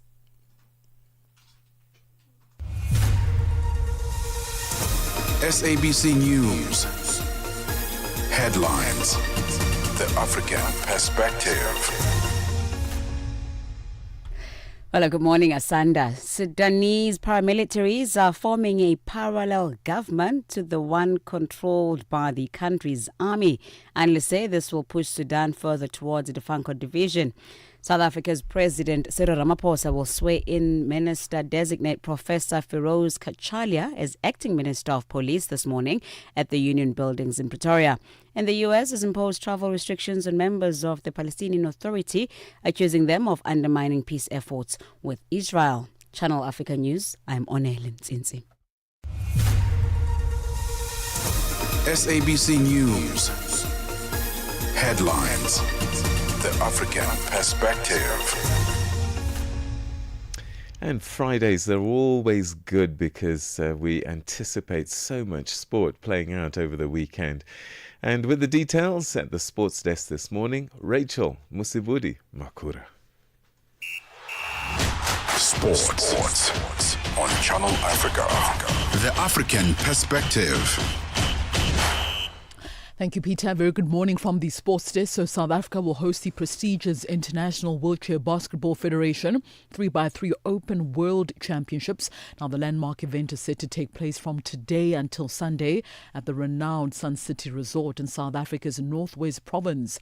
Now, the men's tournament will feature 14 countries divided into 3 groups, with 8 nations split into 2 groups, and will compete in the women's division. Now, South Africa will also field teams from both divisions. The CEO of Wheelchair Basketball South Africa is Charles Saunders. On the 1st, 2nd and 3rd, we go into the games and we will crown the champions on the afternoon of the 3rd. Live stream will be taking place for all games, and we will send out the link through to everybody with regards to the live stream. But what we can say is we have 14 men's teams from all over the world that will be in attendance, and we have 8 women teams that will be in attendance that represents. All right, so the South African men's 3x3 wheelchair basketball national team coach Cecil Diamonds says coaching the team at home for the World Championships is the highest honour of his career. He has expressed also his pride as well as enthusiasm of the tournament, and also believes the team is ready to make the country proud. I'm very privileged to take this team as a coach. Got some good players. It's a bit different than the normal basketball game. We've got only 4 players, so there's only 3 on court and 1 in reserve. It was nice to work with them yesterday and today. They're very mobile and fast, and they can shoot. So hopefully we'll have a good tournament. On to Formula One news now. Max Verstappen has ended questions about his future by saying that he will definitely stay with Red Bull next season. Now, the 4-time world champion is under contract with Red Bull until 2028, but he has been courted by Mercedes and has been considering his options. Verstappen's confirmation effectively also confirms George Russell as well as Kimi Antonelli will remain at Mercedes next season. Russell, who had already expected that Verstappen would be staying at Red Bull, said he was not in a hurry to sign a new contract. He has also made it clear that he wants reassurances about his position at Mercedes, given what he describes as a unique situation at the team. Tennis news now. Top seed Coco Gauff progressed to the 4th round of the Canadian Open after a comeback win against Veronika Kudermetova in Montreal. The world number 2 recovered from a set as well as a breakdown to win that encounter 4-6, 7-5 and 6-2, and also make it to the final 16 of the tournament for the 5th time running. The 2025 French Open champion will now face the winner of the clash between 18-year-old Victoria Mboko of Canada as as well as the Czech Republican Maria Buzukova. Fourth seed Maria Andreeva, meanwhile, exited the competition after she was beaten 7-6, 6-5 by the 28th seeded Makartni Kessler, who will now meet Ukraine's 27 seed Marta Kusiak, who posted a 3-6, 6-3, 7-6 win against 13 seeded Daria Kazatskina. Now, the unseeded Zhu Lin of China is also through to the fourth round after a 6-2, 6-2 victory over Suzanne Lamens. Meanwhile, in the men's draw in Toronto, the third seed Lorenzo Musetti crashed out of the tournament after the Italian was beaten 3-6, 7-6, 6-4 by the 26th seeded Alex Mickelson of the USA in the third round. Now, Mickelson's win also sets up an All-American clash in the fourth round, where he face either Leonard Teen, O'Reilly or Pelka. 8th seed Casper Ruud also reached the fourth round with a 7-6, 6-4 win against Nuno Borges and will face 11th seed Karen Kachanov, who overcame Emilio Nava 6-7, 6-4 and 6-1. Meanwhile, Argentina's Francesco Sorundulo got the better of compatriot Thomas Martin Echeverry in straight sets and will face either top seed Alexander Zverev or Matteo Arnaldi in the next round. It's 7:35 a.m. Central African Time. That concludes your sports news this hour. For any sports stories you'd like to share with us, send us an email to newsroom@channelafrica.co.za or call us on +27 11714 4459. For Channel Africa Sport, I am Mosibu Di Makura. Sports on Channel Africa. The African perspective. Africa, meet Abedi. Yeah, that's me. Abedi is a music lover through and through. I really love African music. He's got a taste for all kinds of tunes and spends his days listening to Channel Africa. Guess what? He didn't know. Okay. Channel Africa wants to help Abedi and all music lovers everywhere to discover even more incredible music. That is why Channel Africa is calling on all African musicians to submit their music. Musicians, remember to give us all your relevant information. Make your submissions at music@channelafrica.co.za. Submissions are your chance to be heard on radio. But sadly, they do not guarantee that you'll be playlisted. All submissions will be carefully reviewed to see if they meet our station's requirement. Channel Africa, the African perspective. Wake up to the essence of the continent. Rise and shine on Channel Africa. Let's say good morning to Chandugo Ligege, who's got our economics news. It's time for business.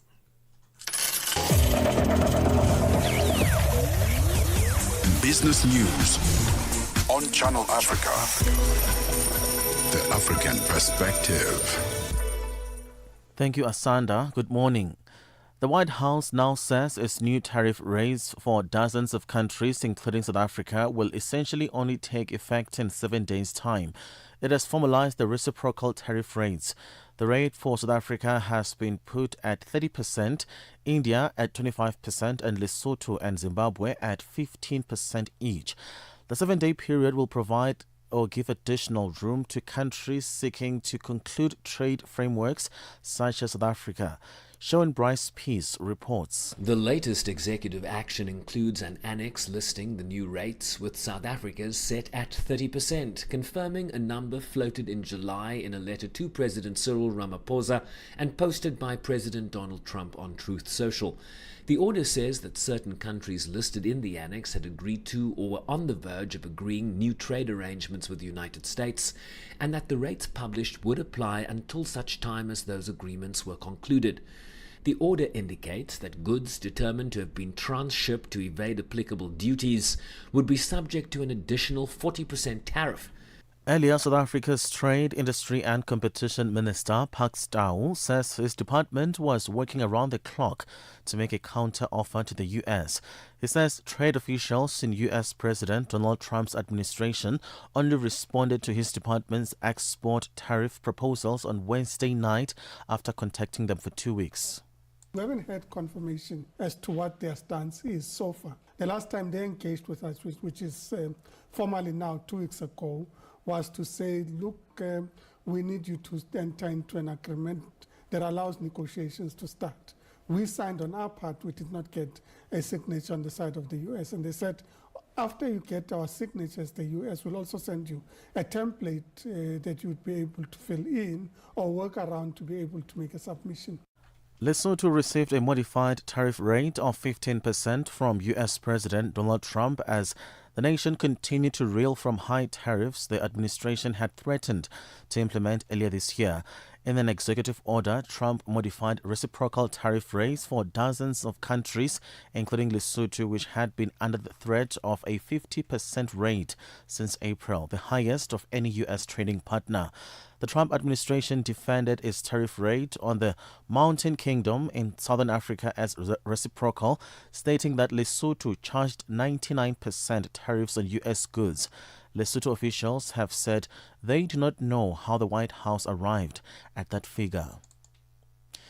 Still in the South SADC region, Zimbabwe Finance Minister says the country is on track to achieve a forecasted 6% economic growth in 2025, helped by good agricultural output and strong commodity prices.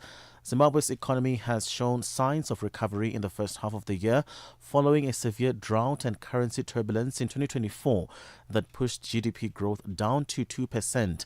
While addressing Parliament in a mid-year budget review, Ngube said, given the positive economic developments during the period January to June, they are confident that the projected economic growth of 6% alluded to in the 2025 national budget is achievable.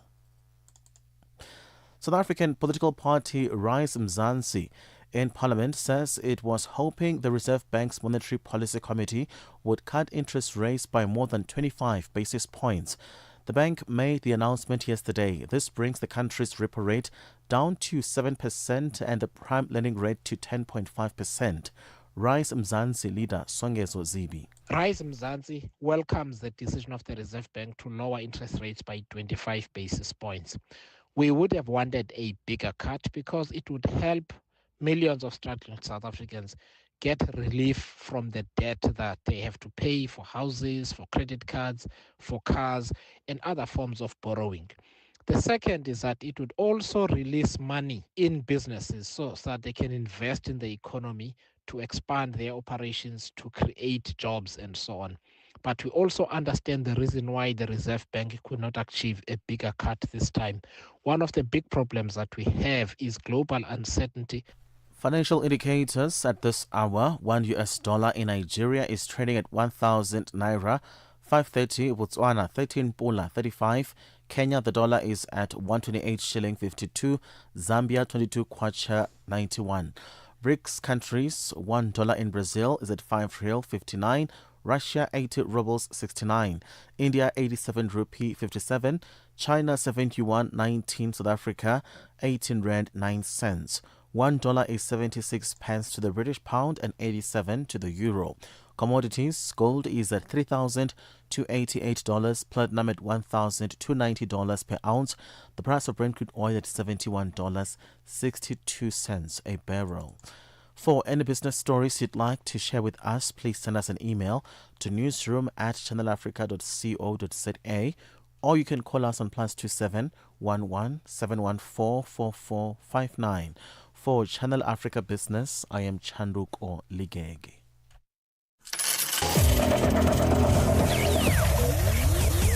Business news on Channel Africa. The African perspective.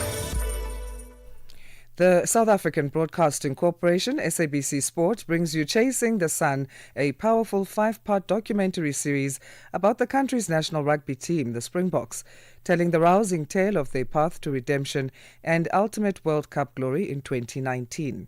It started on the 13th of July at 7:30 p.m. Central African Time on SABC2, and you can tune in every Sunday for the highs, the heartache, and the heroes that made rugby history. Stream each chapter on SABC Plus anytime, anywhere, no subscription needed. Don't miss Chasing the Sun this Sunday at 7:30 p.m. Central African Time on SABC2. Be there when history shines. From Cape to Cairo, Dakar to Dar es Salaam, rise and shine with Peter Ndoro and Asanda Beda on Channel Africa. Right, today is D-Day for South African exporters as the United States 30% tariffs are set to come into effect. Now, these punitive duties announced by President Donald Trump in April were delayed by 90 days to allow for renegotiations. But as the grace period expires, pressure is now mounting. Late yesterday, South Africa was continuing to scramble to submit enhanced trade proposals, hoping to stave off this economic blow. And at the heart of the dispute is Washington's demand for reforms to South Africa's black economic empowerment policy, something that Pretoria is unlikely to concede to. Now, the stakes are pretty high. South Africa's Reserve Bank Governor Lesitsha Kganyago has warned that up to 100,000 jobs are at risk, particularly in the agriculture and automotive sectors. The US is South Africa's second largest trading partner after China, and these tariffs could have ripple effects throughout the economy. Well, to try and unpack the potential impact and whether there's any hope for a breakthrough, we're now joined by Dr. Azar Jamin, who's the chief economist at Econometrics here in South Africa. Azar, always good to talk to you. Thanks so much indeed for joining us. Yeah, good morning to you, Peter. Thank you. So we've had 90 days to think about what today might mean. In the run-up to today, what has been coming across your research desk about what this might mean? I think it is the exaggeration of the negative effect on the South African economy. And I say that because many other countries are similarly being saddled with very high import tariffs. Even the likes of the EU and Japan, who supposedly got concessions, are still going to be saddled with 15% tariffs on imports. So the difference between 15 and 30 is nowhere near as punitive as the difference between 0 and 30. In other words, relative to other countries, our products may not lose competitiveness to the extent that superficially might be apparent. But more importantly, if you look at our exports, yes, the United States is South Africa's second largest trading partner, or destination for our exports.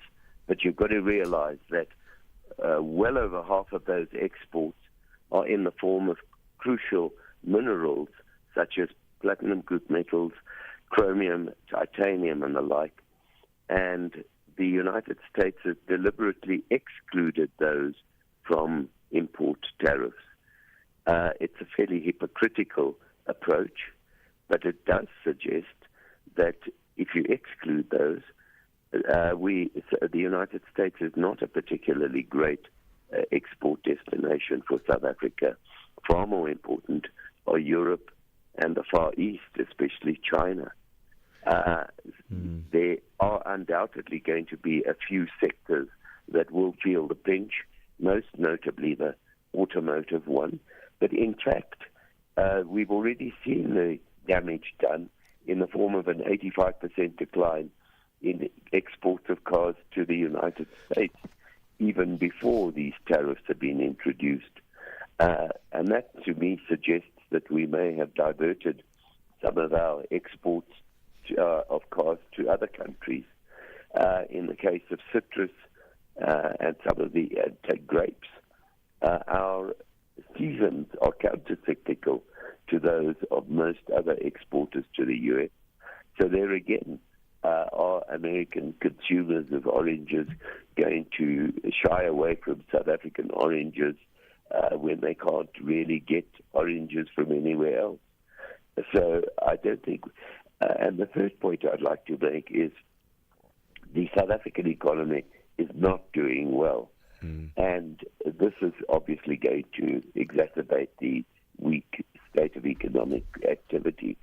But it pales into insignificance in comparison with the other factors that are contributing towards low growth, such as failures in governance, municipal competence, lack of education and skills, lack of small business activity, and the like, which are contributing towards a very sharp fall in investment, criminal activity and criminal syndicates. They are far more serious to economic growth than not being able to export cars and oranges and grapes to the United States. All right, so we're running out of time. So very briefly, investors, how do they work this out? Because you've done a lot of work and research, and sometimes perception is much greater than reality. And so investors are hearing all of this news and hullabaloo. Will that deter them, or will they take a measured view like the research that you've put on the table? I think it will deter them, but the fact is that many other factors have deterred them already. This is just going to be a knock-on additional factor against investing in South Africa. But there are many other factors that have already shown themselves to be prevalent in those terms. And we've seen it in the form of the fall in capital investment from 24% of GDP in 2008 to 13% of GDP at present. And that is what is crippling our economic future. Azar, always great talking to you. Thank you so much indeed for your insights. Thank you. Bye. That's Dr. Azar Jamin, who's the chief economist at Econometrics here in South Africa. Wake up to the essence of the continent. Rise and shine on Channel Africa.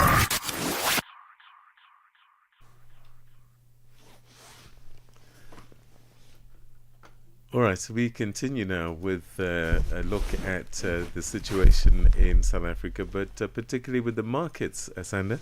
Yes, let's take a look at our markets. This is a Friday feature.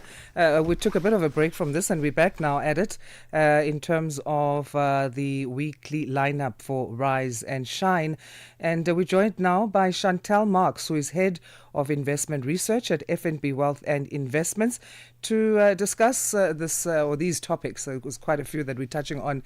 Chantal, welcome back. I'm sure you had a nice break. We missed you. How are you?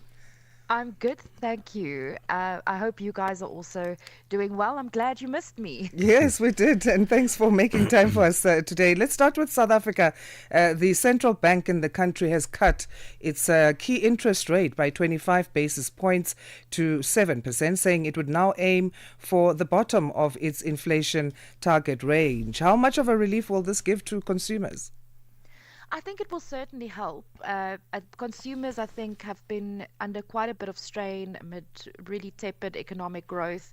And certainly, I think lower inflation has helped a little bit. And as a result of lower inflation, we can now enjoy lower interest rates as well.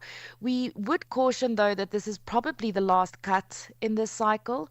And this is a function of that 3% inflation target that the Reserve Bank has now put in place. Because in order to get inflation, and importantly inflation expectations to around 3%, interest rates will probably have to settle higher in this specific cycle. The repo rate having been at 7.25% previously, now it's at 7%. As far as prime lending rates in the country, can these figures be sustained? So I do think that these levels will probably be the norm, at least in the medium term, unless we see some sort of a shock. So usually what happens with interest rates is you'll get to a sort of a neutral level where I think we are right now. It's not necessarily stimulating consumption, but it's not constraining economic activity either. And it will probably stay here because we won't want to stimulate too much and risk inflation popping up above that 3% new target. So I would expect it to remain here. But of course, there are lots of external factors that also play a role here. There's some nervousness around what the impact of tariffs can be on US inflation. That in turn can be exported to a country like South Africa, and then we will have to see interest rate hikes. But the timing of that is quite uncertain, and the severity as well. Let's move to Egypt now, where Egypt's EGX has launched a new index tracking low volatility stocks. And this initiative is part of EGX's broader development strategy. What can you tell us in terms of other parts of the strategy, but starting with this new index tracking? Well, I think when we look at markets like the Egyptian stock exchange, they would want to attract some foreign investment and they would want to attract a broad range of investors. And typically in most African markets, you do have heightened volatility because of currency impacts and just the nature of the composition of those exchanges. So putting in place a low volatility index gives investors something to track and benchmark against, especially if they are looking for less risky investments. With volatility, we mean the severity of the movement of specific stocks. And if we look at low volatility, it's typically companies that move a little bit less than the broader index. So these companies would include telecommunications, banks perhaps, and insurers. All right, global oil has risen. I don't know if there's any surprises there for you as investors have focused on developments on the US's President Donald Trump's tighter deadline for Russia to end the war in Ukraine and then his tariff threats to countries that trade its oil. What are your thoughts on that? I'm not surprised that global oil has risen. Yes, so I mean, supply and demand factors, right? That's what determines the oil price. Now, we've had oil prices spike a few times over the last few months, notably when the US invaded Iran unexpectedly. At that point in time, there was nervousness around the movement of oil, and that's why the oil price spiked. It has pulled back since then because demand uncertainty is quite a big factor. We know that the tariff regime has been very disruptive and it could have a negative impact on global growth. And for that reason, you would expect oil demand to be slightly softer. But if we're looking at the action that has more recently been taken against Russia and countries that trade with Russia in terms of oil, it's now adding kind of a supply nervousness into the system, because if supply is not coming from Russia, it will have to come from elsewhere, and obviously then you could see some constraints on that part. What kind of focus should investors be having then? Should it be only on the US or looking at other oil markets? Yeah, it is actually it's very difficult to say. I think that when you look at benchmark oil prices, they generally track one another. So West Texas Intermediate and Brent crude would be very closely correlated, even though there could be a slight disconnect in the price now and again. So I would monitor it more broadly. But I think that when we look at oil markets right now, it's probably going to trade in a pretty tight range over the next few months, because investors have this nervousness around growth prospects that could weigh on demand, but at the same time you have kind of volatility in terms of the supply picture. I think once we get clarity in terms of what supply will look like and what supply flows will entail, we'll get a better sense of where that market is heading. But it's just important to note as well that if you look overall, supply of oil is exceeding demand. So there should be a downward bias. But of course, there's chaos everywhere at the moment, and you'll see these short-term spikes. Right, let's end with the U.S. copper markets, which have suffered its largest intraday fall on record after this same President Donald Trump shocked traders by exempting the most widely imported form of copper from his planned tariffs. What can you tell us here? Yeah, so this seems to just be a kind of a reverse of what happened a few weeks ago when they first said that they were going to tariff all copper imports. We saw the biggest intraday spike in US copper prices on record at the time. So this kind of nullifies that spike and it brings US copper prices more in line with what we've seen globally. And that should more closely align to demand and supply fundamentals. Again, very similar to the story with oil. The reverse for copper, of course, is true. There's higher demand expectations for copper than there is supply. So those prices should be sustained at higher levels. But this specific decline really just is a reversal of a previous big spike. All right, Chantel, we'll leave it there for this Friday. Thanks again for making time for us. I hope you have a great weekend. It's a pleasure. Chantel Marks, Head of Investment Research at FNB Wealth and Investment, giving us some stories that need to be taken note of as far as markets are concerned.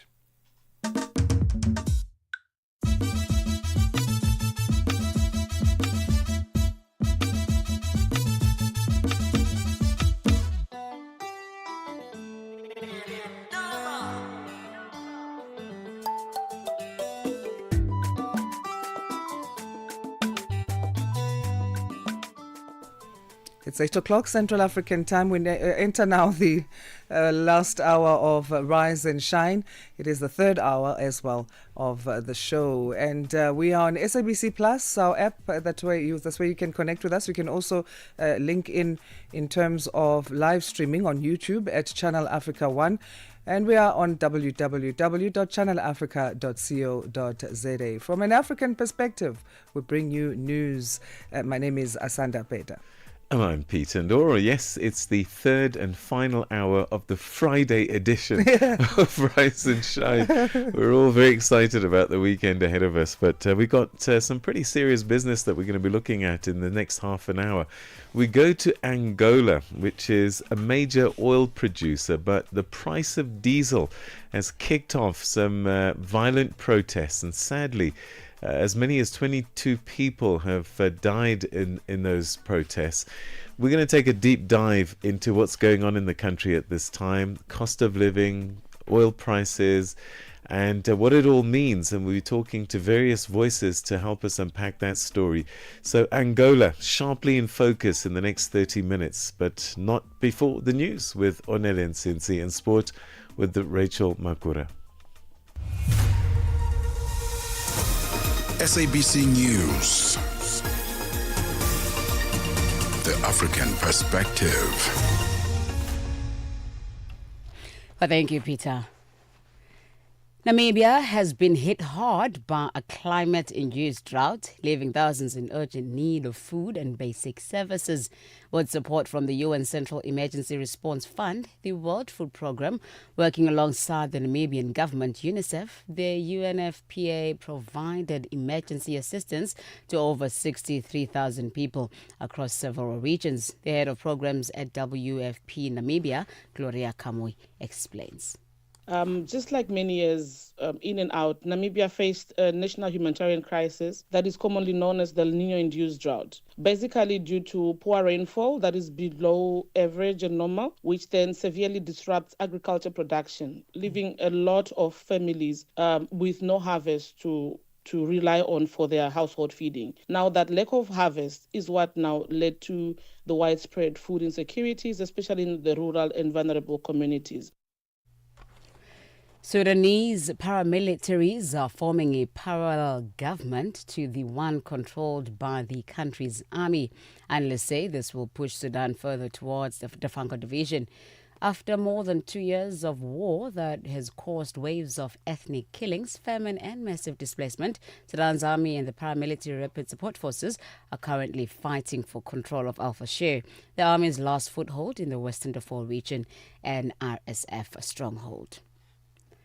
South Africa's President Cyril Ramaphosa will swear in Minister-designate Professor Feroz Kachalia as acting Minister of Police this morning at the Union Buildings in Pretoria. Kachalia was appointed following the decision by the President to put Minister Senzo Mchunu on leave.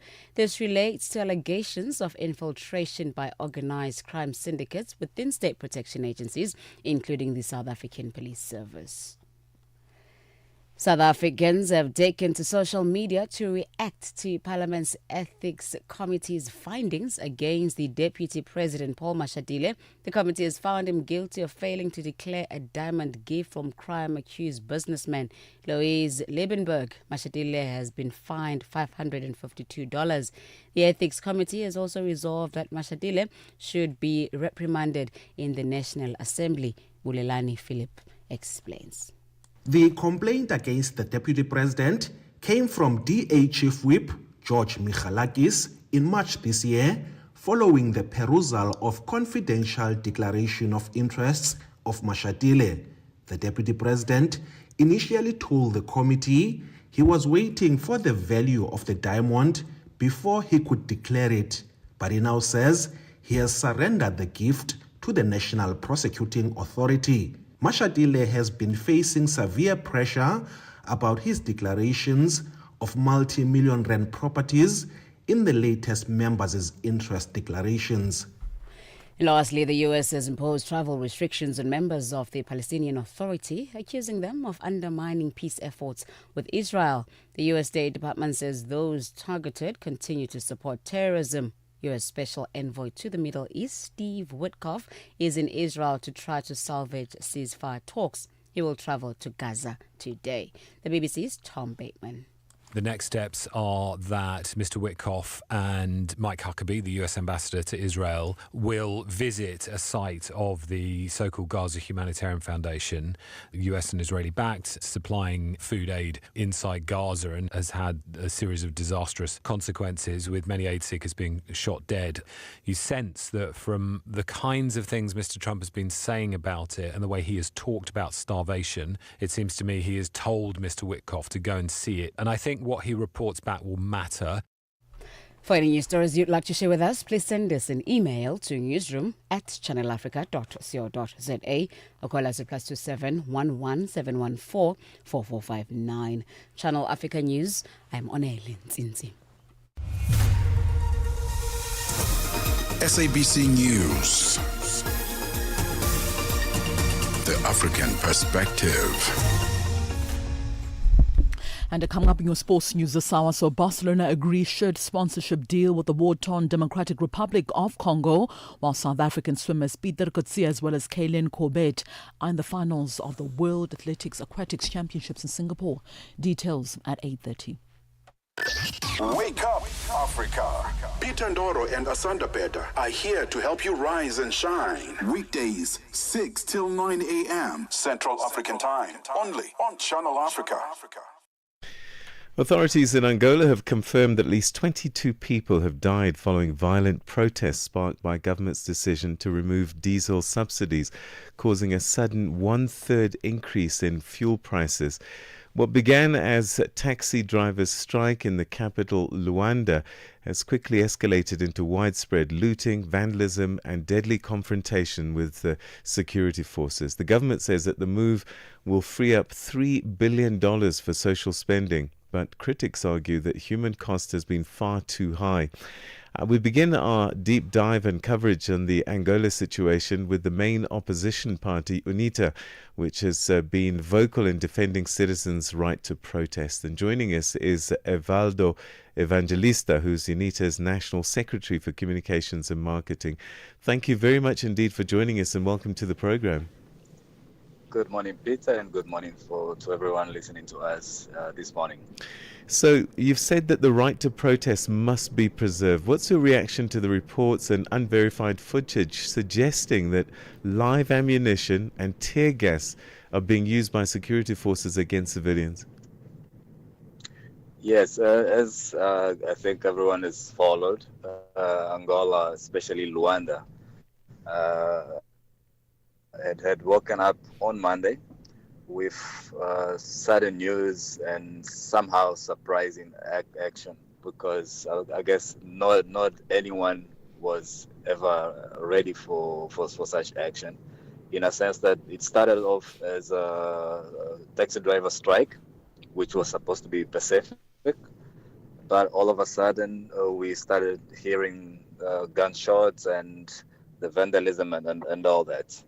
And what we guess what really started the whole process was that since the taxi drivers had declared that they would be striking for 3 days, which was supposed to be 28th, 29th, and the 30th, certain taxis that belong to government officials started going on route.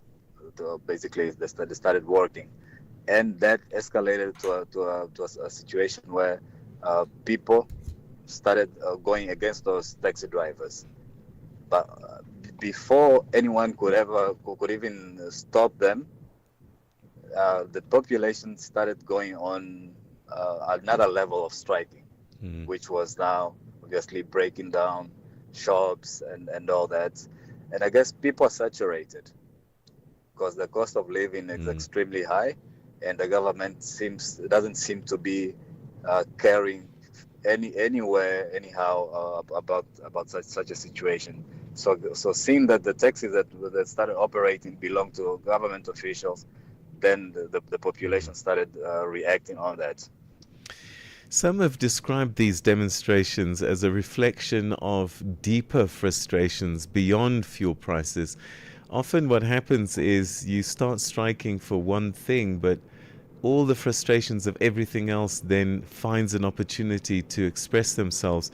Is that what you think is happening now? Yes, exactly. What's happening now is, though the strike was calling for the fuel cost and the tax rate that went up as well, but what's really underneath or behind the whole sentiment is the fact that things are getting extremely hard, and we're talking about a country which is led by which is presiding the African Union at the moment, and among like throughout the whole process of people being killed, and the number has escalated to 29 deaths now. So going throughout this whole process of people getting killed and a lot of violence, the president of the republic has not said a word. We're talking about the president of the African Union at the moment has not said a word, has not made a statement on this. So people got even more frustrated, saying that he doesn't care. Is arrogant, or the government. Last night we got a statement from we heard a statement from the police commander, from the police chief, who says that a woman that was killed, which was shot from behind while protecting a child, he said that woman was part of a gang, and the police had to protect themselves. But then we ask ourselves, how can the police be protecting themselves by shooting a woman from behind while she was protecting a child, while running and when she was protecting a child? So people, the situation just got to a level where people got saturated, and they sort of combine every sort of sentiment about how the economic life is, and they threw it all, and they took that opportunity, and they took it all to the protest. As UNITA, you've warned in the past about the risks of governance without accountability. Do you think that this is what's happening right now? Could this situation have been avoided? Definitely, because if the government, if they start to sort of talk a little bit more to the people, open a dialogue movement to find out more, to get more into people's life, finding out how people's lives are really, and how we all can sit down and come up with a solution to basically resolve all these problems, this could have been avoided. And we're talking about a country where the main opposition leader, who's been elected in 2019, up until today, has never been interviewed by any state media to share his views. There hasn't been any sort of debate with the opposition parties, with social society or civil society, in a sense that we sit down, we sort of do some sort of a diagnostic into exactly what's happening in the country, and together we come up with a solution. And there hasn't been anything like that, so it could have been avoided. Do you think that the governing party, the MPLA, has lost touch with ordinary Angolans? Definitely. And I even go a little bit further than that to say that they have never been in touch with the Angolan people. The thing is, the government or the regime, the MPLA regime, has always used a format of people should do what we say they do. And obviously, everything's got its limits. What do you see playing out now, given this moment in your country's history? My take on this is that if a dialogue movement is not quickly taken up, we might get to a point where we'll see worse things happening in the coming days, because now people have seen that it is possible. Mind you, that it's the first time that the Angolan people reacted. And seeing that it's actually possible to do it, they might now obviously take it to a different level. That's the scary part, because saturated people, they're able to do anything that might be taken into a level in which the security forces will not be able to handle it. All right, as they've shown it. Yeah. The security forces have shown that they're not able to handle such a situation. Well, let's so hope. they started using live ammunition and all that. Let's hope that there isn't any more loss of life and that a solution is found quite quickly. Evaldo, yes, we are pressing in such a way that the government actually stops and listens to people. All right. Evaldo, we're going to have to leave it there. Thank you so much indeed for joining us. Muito obrigado. Adeus. That's Evaldo Evangelista, who's from Angola's main opposition party, UNITA, saying that the MPLA, that's the ruling party, has lost touch with the people and they're acting with impunity. And as a result, what's happening and what's being seen on the ground has been predictable. Right, so for political analyst, we're now joined by Faustino Henriquez, who's a political analyst, continuing on this very same chat on Angola. Faustino, thank you so much for joining us. How are you on this Friday? Thank you very much. Good morning to you. Good morning to our auditors. I'm fine. Great, and we appreciate you making time for us. The death toll in Angolan protests from the fuel price hike being tallied at 22, 197 injuries and over 1,000 people arrested. From the time the taxi drivers took to the streets to protest against the price of fuel to now all of this, why do you think the country has found itself in this escalation? Well, what happened from Monday to Wednesday was something foreseen, and the police in Angola was not ready, because at the last minute the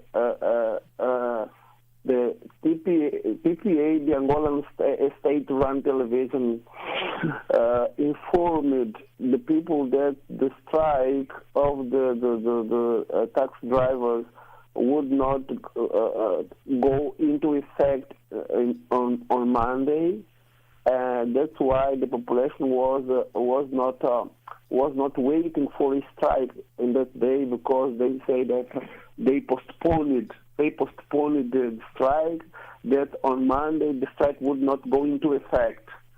But this was the misinformation. This was the misinformation broadcasted by PPA, the Angolan state-run television. So the strike went into effect on Monday. Some people went out when the warning was that they should stay home. They went out because the information was that the strike would not take effect. That's why most people was caught off guard in streets and so on. So this kind of reactions of the population that went into the streets and stole the supermarkets and made things that we saw on the social media and so on. In fact, it's a sign that the people is tired. The people is tired with the ruling party in Angola, especially the young people, because at this stage, the unemployment and social conditions of the overwhelming majority of the Angolans is not good. And the most problematic thing is that there is not a debate in the country about what the politicians are doing. What we normally see is people condemning the acts that took place Monday, Tuesday, and Wednesday. What we see is some analysts saying that this is not good. We must condemn these people must be arrested, persecuted, and so on. But there is not a debate about the root causes of all that happened on Monday, Tuesday, Wednesday. We are living in a country where the politicians are not accountable, are not accountable for what they are doing. If they fail with the public policies, they are not accountable. If they cannot achieve their goals in terms of promises that they made, they are not accountable. So that's why we continue with the same problems, because we are not talking about the root causes of the social problems that we have. We are not talking about the failures of the public policies that has been done by the ruling party in Angola. So we are risking to see the same kind of reactions of the population, because we are not debating the root causes of those problems that we are living during these days. Yeah, and talking of the accountability, the lack of accountability for as far as politicians are concerned, government's response to these recent fuel price hike protests were that there was criminal intention influencing the demonstrations or the strikes. Who would want to use protests to cause havoc in the country? Is this statement one that makes sense? It does not make sense, of course. It does not make sense because, you see, the social condition of the population is not good. That's why we are during these days witnessing people going into the garbage to look for food. We are seeing during these days the number of people that is suffering without food, without employment, without condition to feed their family is growing. So this narrative about criminal act or criminal intention is not credible, because there is no evidence. There is no evidence.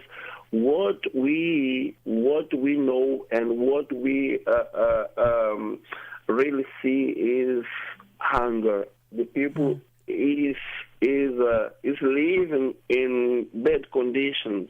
That's why the government, the politicians should be aware that the people is going very tired with the failures of the public policies of the MPLA, the ruling party in Angola. We're going to leave it there, and we thank you so much. We're completely out of time. Faustino, can you hear me?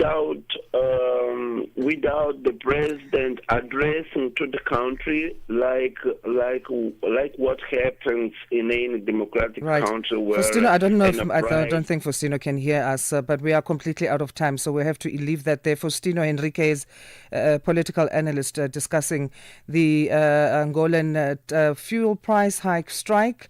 And one wonders if the International Monetary Fund's call to remove fuel subsidies in Angola as far back as 2023, if that was a good move, and what needs to happen now in making more public funds available to address the issues of poverty as well as the living conditions of many Angolans. Well, we'll get economic analysis in just a bit on this. Actually now with Peter.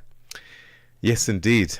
Sadly, with at least 22 lives lost, and from hearing from UNITA just now, that number could be as many as 29 lives lost in the protests over Angola's decision to remove diesel subsidies. And we're hopefully going to try and focus now a little bit more on the economic implications. The government is arguing that ending fuel subsidies is essential for redirecting funds, around $3 billion towards health, education and social welfare. But many citizens say that they're struggling to survive, particularly around those fuel prices. But one suspects there's a lot more going on in terms of the economy and the challenges that it's facing beyond fuel, even though fuel is often one price that straddles many sectors of the economy. And this sudden price rise hike only deepens their hardships that they're experiencing. We're trying to get hold of Daniel Tendo, who's an economist in Angola, who's been tracking these policy shifts closely to get an understanding of what the situation might be. I wonder if Daniel's on the line yet. Is Daniel there? All right, okay. We've seemed to have lost Daniel. But this is not an unusual situation, Asanda. Nigeria has gone through exactly the same thing, where it's an oil-producing country, and yet fuel becomes a bone of contention. The country, Nigeria as well, has been subsidizing fuel for the longest time. Tinubu comes into play and he says, we've got to stop this and we've got to start normalizing the fuel costs. And so there as well, this tension started to rise because people were used to low prices for fuels. And so Angola now is starting to feel that same pinch. And one wonders what the solution might be, because for sure, when you put subsidies in play, it distorts the economy, it distorts the true cost of everything. And when you suddenly take them away, there's a massive shock that people feel, from commuters paying extra fares on the taxis going to work, to businesses that have to transport goods from A to B. With fuel suddenly coming up, they can't absorb the price themselves. And what happens often is that at least a portion, probably the major portion of that fuel hike, goes into the prices of the goods. And of course, you and I are the ones that end up paying higher prices for these goods.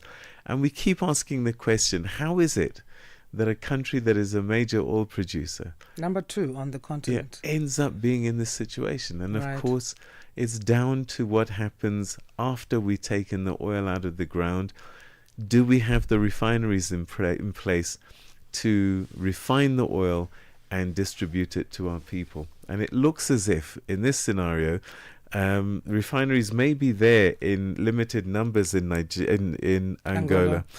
But let's see if we can get a quick comment from Daniel Tendo, an Angolan economist who's been tracking these policy shifts closely.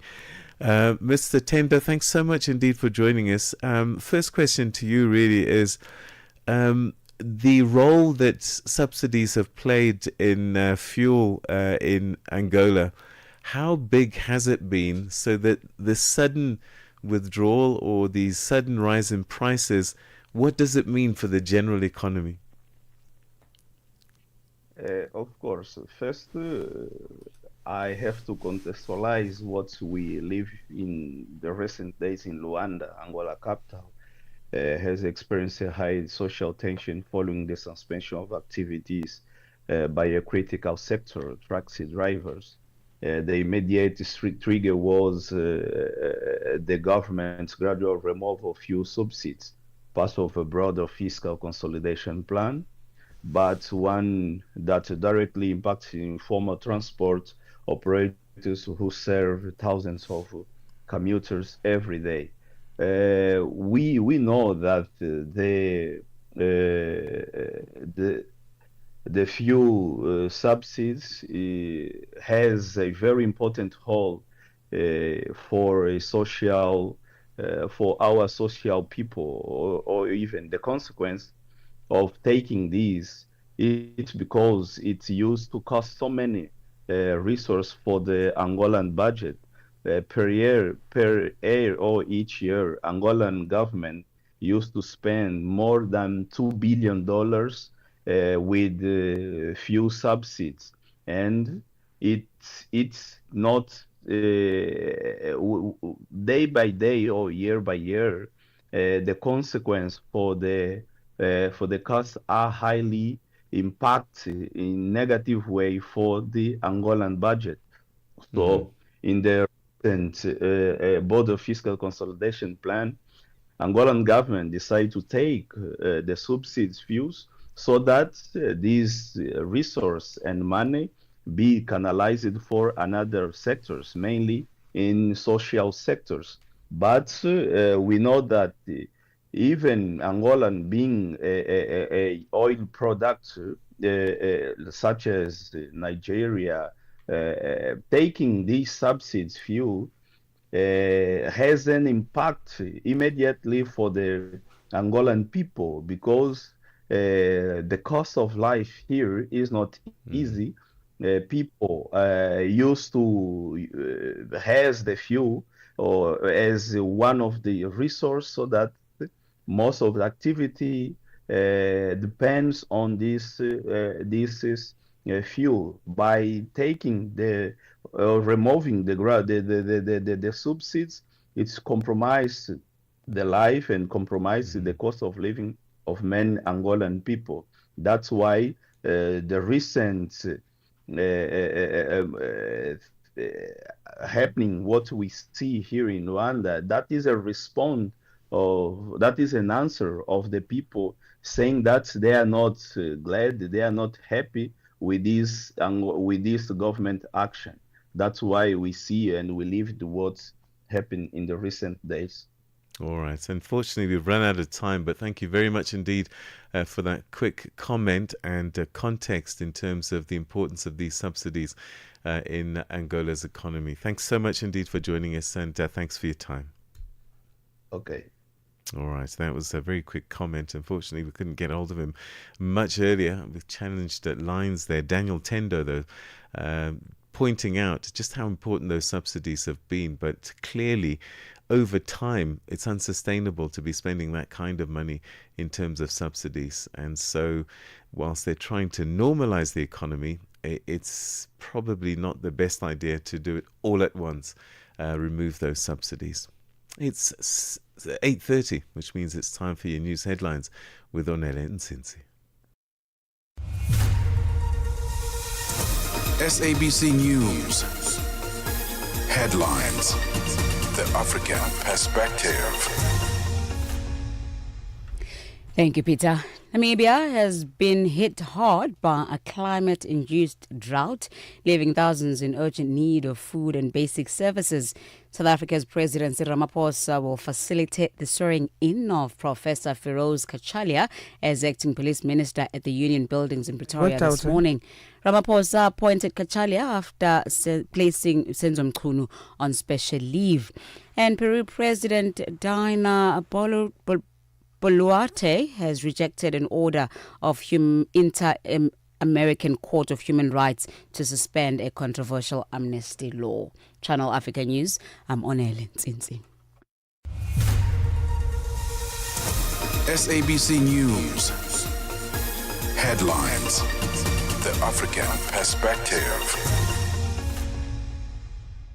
Right, let's check in with the world of sports now as we say good morning to Musibudi Makura. Sports on Channel Africa. The African Perspective. Thank you so much, Asanda. Very good morning once again from the Sports Desk. So Barcelona players will have the DR Congo Heart of Africa emblazoned on the back of the training shirts from the start of next season. This after the top Spanish football team agreed on a 4-year deal with the Central African Republic. The partnership will reportedly cost the Democratic Republic of Congo $50 million, although the club has not disclosed the figure it will receive. A rebel group has seized large parts of eastern DR Congo this year, although a ceasefire has recently been agreed upon. The agreement has also faced criticism from some Congolese who have questioned their government priorities, especially as its own football league has been plagued by chronic underfunding for years. But the authorities have defended the agreement, saying it will help raise the profile of the country. In swimming news now, South African swimmers Peter Kotsia as well as Kaylin Corbett safely negotiated semi-final swims at the World Aquatics Championships in Singapore on Thursday. Kotsia will be now looking to add to his 100-meter backstroke gold when he lines up in the final of the 200-meter event later on today. He stormed to a victory in the first semi-final, taking out the first 50-meter world record pace and then holding on to finish in a time of 1 minute 54.22 seconds, so bettering his own African record in the process. Onto this now. South Africa will host the prestigious International Wheelchair Basketball Federation 3x3 Open World Championships. The landmark event is set to take place from today until Sunday at the renowned Sun City Resort in the Northwest Province in South Africa. Now, the men's tournament will feature 14 countries divided into 3 groups, while 8 nations split into 2 groups will compete in the women's competition. South Africa will field teams in both divisions. Let's hear now from the CEO of Wheelchair Basketball South Africa, Charles Saunders. On the 1st, 2nd and 3rd, we go into the games and we will crown the champions on the afternoon of the 3rd. Live stream will be taking place for all games, and we will send out the link through to everybody with regards to the live stream. But what we can say is we have 14 men's teams from all over the world that will be in attendance, and we have 8 women teams that will be in attendance that represents. Meanwhile, South Africa will be coached by Cecil Diamond, who will be the coach of the side. And he says coaching at home at the World Championships is the highest honour of his career. He also expressed his pride as well as enthusiasm for the tournament and also believes that the team is ready to make the country proud. I'm very privileged to take this team as a coach. Got some good players. It's a bit different than the normal basketball game. We've got only 4 players, so there's only 3 on court and 1 reserve. It was nice to work with them yesterday and today. They're very mobile and fast, and they all can shoot. So hopefully we'll have a good tournament. And finally, in tennis news, top seed Coco Gauff progressed to the 4th round of the Canadian Open after a comeback win against Victoria Kudermetova in Montreal yesterday. So the world number 2 recovered from a set as well as a breakdown to win 4-6, 7-5 and 6-2 and also make it to the final 16 of the tournament for a 5th year running. Now the 4th seed Maria Andreeva meanwhile exited the competition after she was beaten 7-6, 6-2 by the 28th seeded McCartney Kessler, who meet Ukraine's 27 seed Marta Kusiak in the round of 16 for place in the quarterfinals of the Montreal Open. Well, for any sports stories you'd like to share with us, simply send us an email to newsroom@channelafrica.co.za or call us on +27 11714 4459. For Channel Africa Sport, I am Musibudi Makura.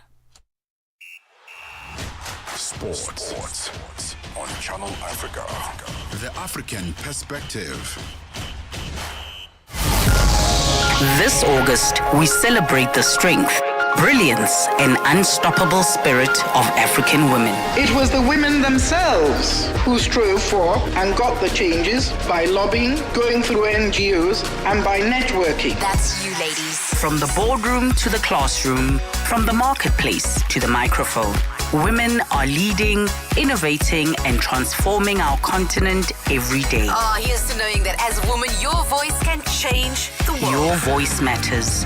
Your story inspires. Your presence is powerful.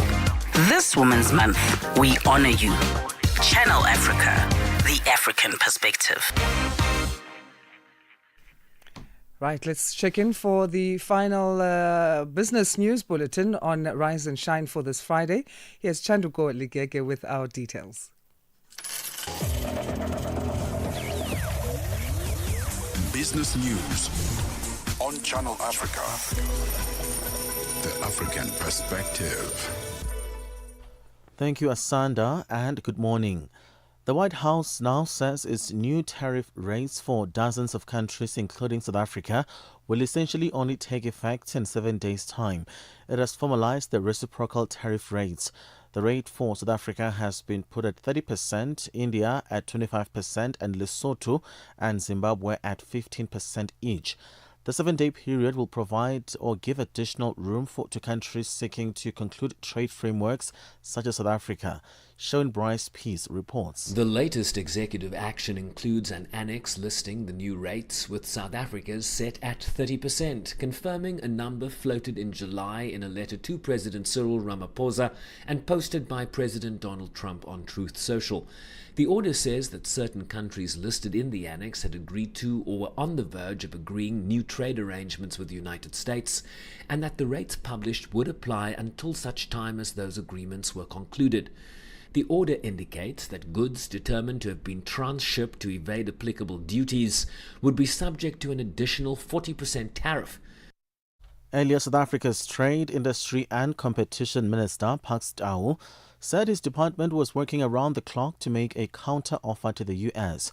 He says trade officials in the U.S. President Donald Trump's administration only responded to his department export tariff proposals on Wednesday night after contacting them for 2 weeks. We haven't had confirmation as to what their stance is so far. The last time they engaged with us, which is formally now 2 weeks ago, was to say, look, we need you to enter into an agreement that allows negotiations to start. We signed on our part, we did not get a signature on the side of the U.S. And they said, after you get our signatures, the U.S. will also send you a template that you would be able to fill in or work around to be able to make a submission. There have been slight falls on the Asian stock markets in response to U.S. President Donald Trump's efforts to reshape global trade. South Korea's main index has seen the biggest drop of about 3%. But countries that had feared even higher taxes have expressed relief over revised tariffs. Thailand, which is facing levies of 19%, says it's a major success. The BBC's Jonathan Hadd reports. It does put Thailand on a par with its main competitors here in this region, and that was what was absolutely critical. Thailand was slow to start its talks with Washington. There were some issues between the two countries entirely unrelated to trade that upset the Trump administration. Thailand has a fairly weak, fractious government at the moment.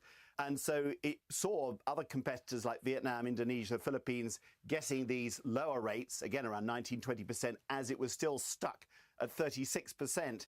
Back to Africa, political economist Bongani Mahlangu has commended the South African Reserve Bank's Monetary Policy Committee for cutting interest rates by 25 basis points. The bank made the announcement yesterday. The repo rate is down to 7% and the prime lending rate to 10.5%.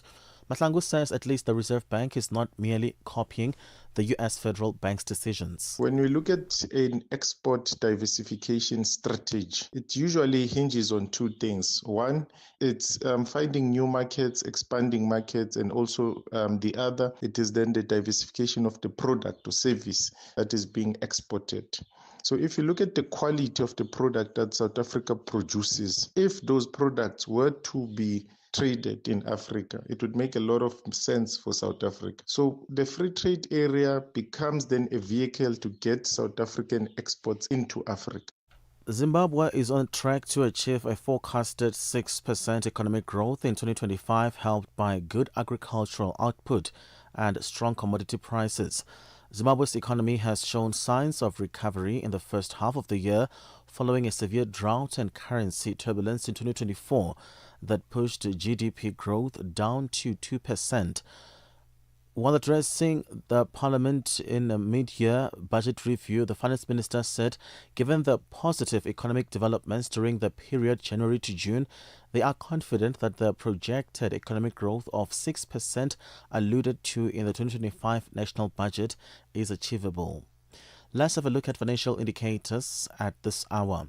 $1 in Nigeria is trading at 1,000 naira 530, Botswana 13 pula 35, Kenya the dollar is at 128 shilling 52, in Zambia 22 kwacha 91. BRICS countries, $1 in Brazil is at 5 real 59, Russia 80 rubles 69, India 87 rupee 57, China 7 yuan 19, South Africa 18 rand 9 cents. $1 is 76 pence to the British pound and 87 to the euro. Looking at commodities, gold is at $3,292, platinum at $1,289 per ounce. The price of Brent crude oil at $71.82 a barrel. For any business stories you'd like to share with us, please send us an email to newsroom@channelafrica.co.za, or you can call us on +27 11 714 4459. For Channel Africa Business, I am Chanduko Ligege.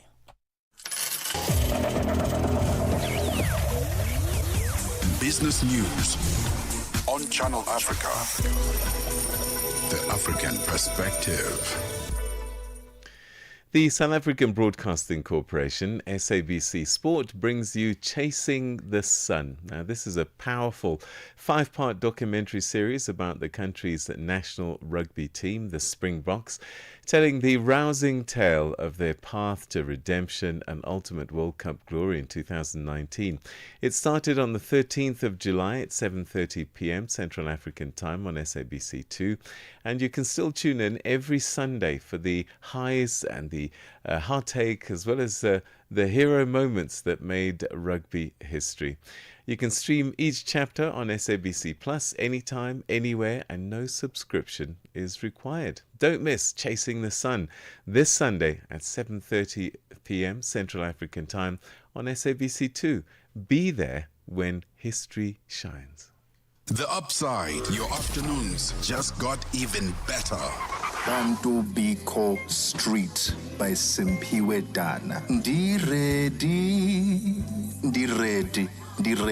Simpiwe, 20 years in song. So what emotions come up when you hear that, hey, you've been doing this for 20 years now? It almost feels like no time has passed, eh? I just, I know obviously time has passed, but I don't feel it. Even about my age, I'm 45. I always get shocked when I think, oh my God, in 5 years' time, I'll be 50. Because for me as an artist, it's almost like when it comes to certain things, time stands still. And as a result, you find that a lot of artists are very childlike, which, it helps them to always have a fresh approach to issues.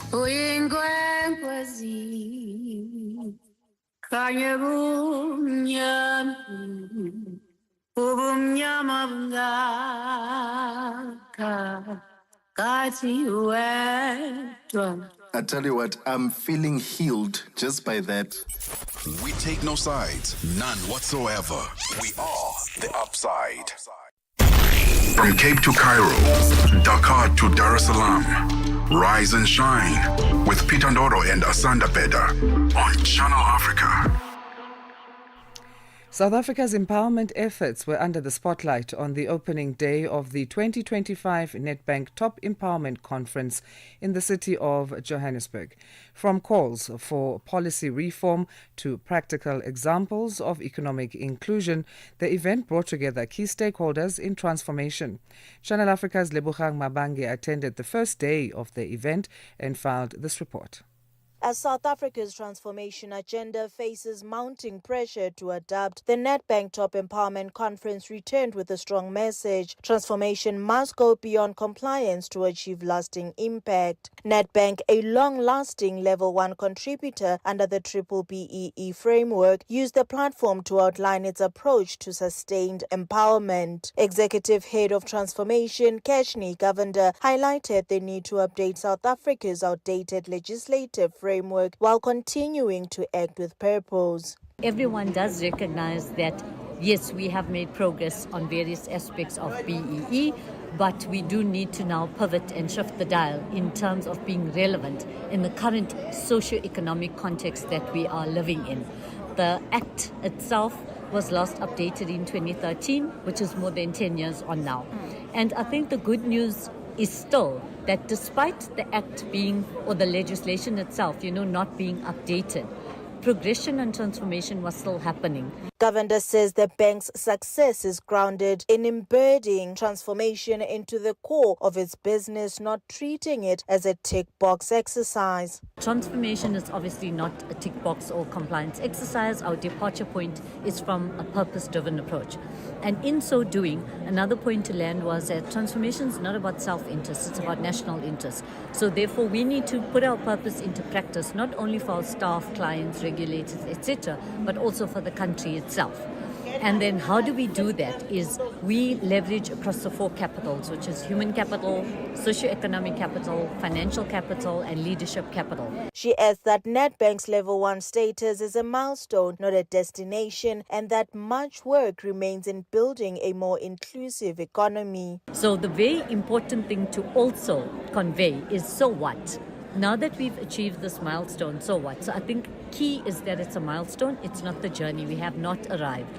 So we also have to appreciate that there's much more work to be done for us to create a much more inclusive South Africa for everyone. Governor's comments come on the back of a recent announcement by President Cyril Ramaphosa, who confirmed that the Department of Trade, Industry and Competition is reviewing the current BBBEE policy framework to improve effectiveness across sectors. On the sidelines of the conference, Nedbank also showcased its support for the green economy. The bank's social impact unit displayed a collection of high-end products made from waste, including recycled rubber, leather offcuts, and discarded materials, reflecting its commitment to small businesses and environmental sustainability. Executive head of the unit, Puvi Pillay, says Nedbank is pioneering interest-free loans to help entrepreneurs transition from survival to sustainability. The reason we do this part is in order for them to enter the financial system, they can't jump from grant funding to commercial funding. So the concessionary funding is given to those mature enough in their business. We help them get there to be able to take this on, and within their income statement and stuff, being able to pay back the loans at no interest rate. There's also ability within that, if you're having a bad month, not to be able to pay, etc. There's a lot of stuff. How we do some of these loans is also, it could be for the business itself.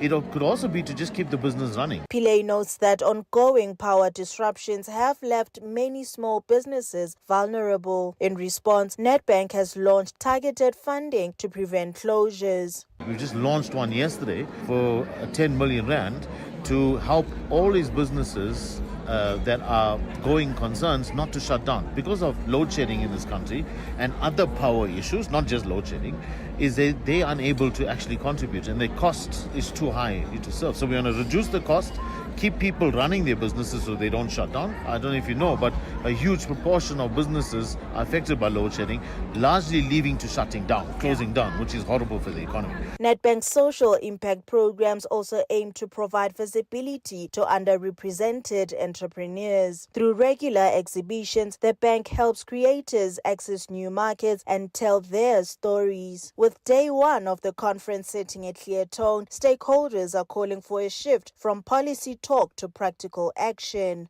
Reporting for Channel Africa, I am Lebogang Mabange in Johannesburg, South Africa. It's that time on a Friday where we bring you one of my favorite slots of the week, and that's a deep dive into the world of arts and culture.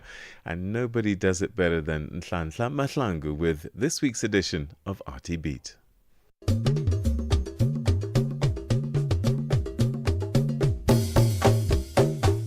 Hello and welcome to this week's African RT Beat. My name is Tutongo Beni. In this week's segment, we speak all things jazz with the upcoming Joy of Jazz and look back at Decorex Africa, the Joburg League.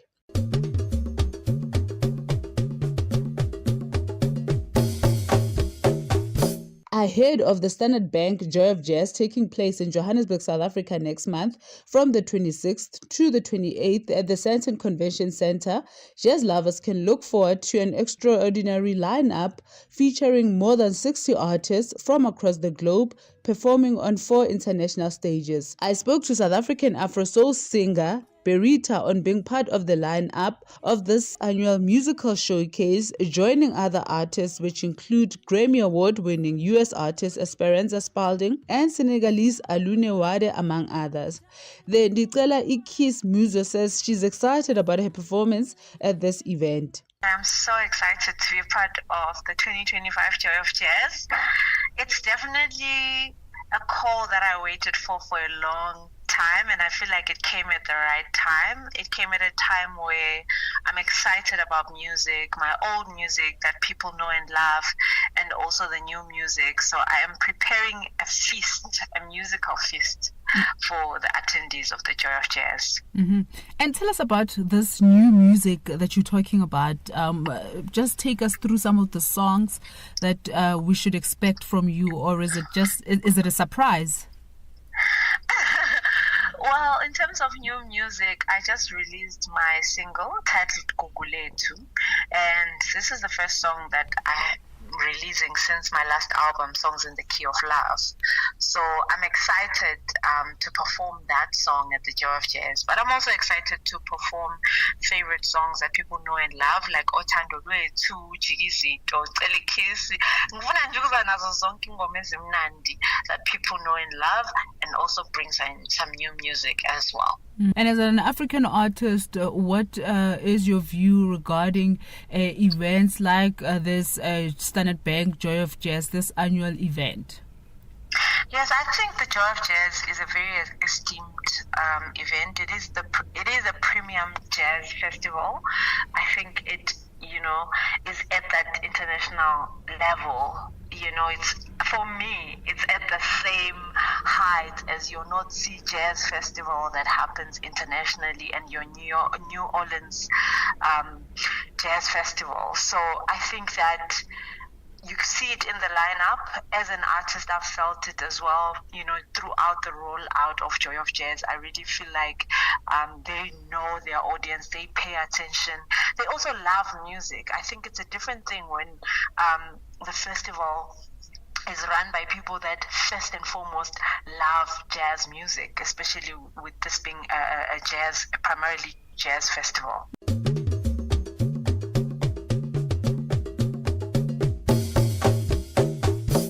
Decorex Africa Joburg took place from the 24th to the 27th last month at the Sandton Convention Center in South Africa and attracted over 40,000 visitors.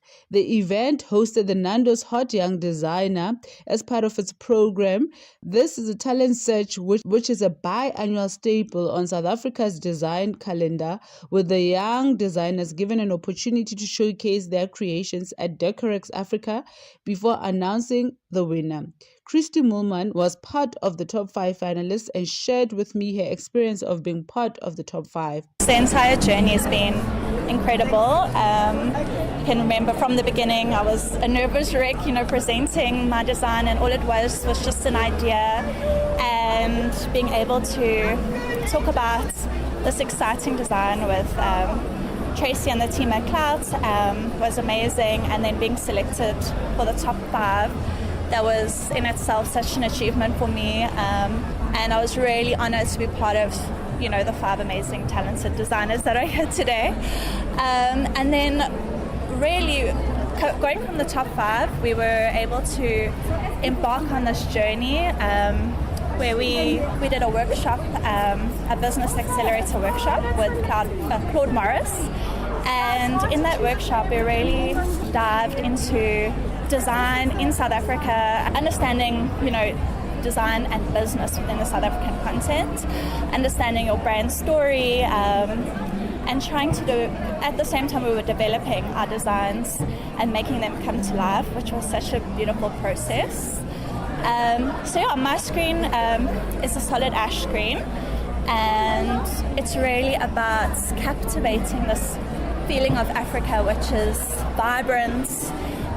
It's about the maker's mark. It's about creating texture, movement. And then I also experimented with natural materials. So all the rope on my screen is sisal that I hand dyed myself from natural colors, so from carmine and beetroot. And then on the base, I also stained it with the same stain. And that's it for this week's African RT Beat. Until next time, for Channel Africa News, I am Tutongo Beni in Johannesburg.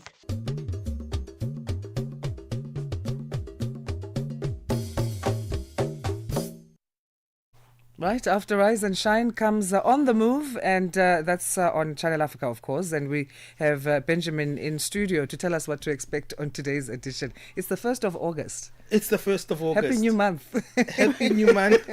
And happy weekend. Yes. Okay, guys, who are your favorite storytellers? I love when I get in here because I get to know you a little bit more. So if you guys can tell me who are your favorite African storytellers. I'm a big fan of fiction writer Ben Okri. You? Chimamanda for me. Chimamanda is very dynamic. I'm very old school. Chinua Achebe. Chinua Achebe is, that was one of my favorite African fictions I actually got. All right, today we're going to be having the theme on the show around storytelling. Are we telling new stories today, and how does that look like? So in all our different hours, we're going to be looking at something different. In the first hour, we'll be looking at an oral and poetic expression movement. That's what we'll be looking at there. And then we're going to be looking at another movement called the Black Collective. They are more of a Black Power Pan-Africanist group. They are speaking about the decoloniality of education. So what does that mean? We'll find out what that collective does through creative work. And then we're going to have a musician in our final hour who's known as the SN Project, a pianist, vocalist, composer from South Africa. I haven't heard him before, so I'm looking forward to discover him a little bit more. Nice. The pressure there for the other musicians to be multitasked in playing different instruments. Wow, nice one. Okay. It's 9 o'clock. It's time for the news from me and Asanda. Goodbye.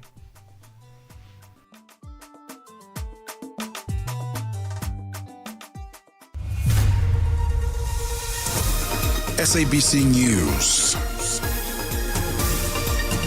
The African Perspective. Thank you, Peter. Looking at your top stories, Namibia hit hard by a climate-induced drought, and Peru president rejects court order to suspend a controversial amnesty law. Your latest news. Greetings to our listeners. Namibia has been hit hard by a climate-induced drought, leaving thousands in urgent need of food and basic services. With support from the UN Central Emergency Response Fund, the World Food Programme, working alongside the Namibian government, UNICEF and the UNFPA, provided emergency assistance to over 63,000 people across several regions. The head of programs at WFP Namibia, Gloria Kamui, explains.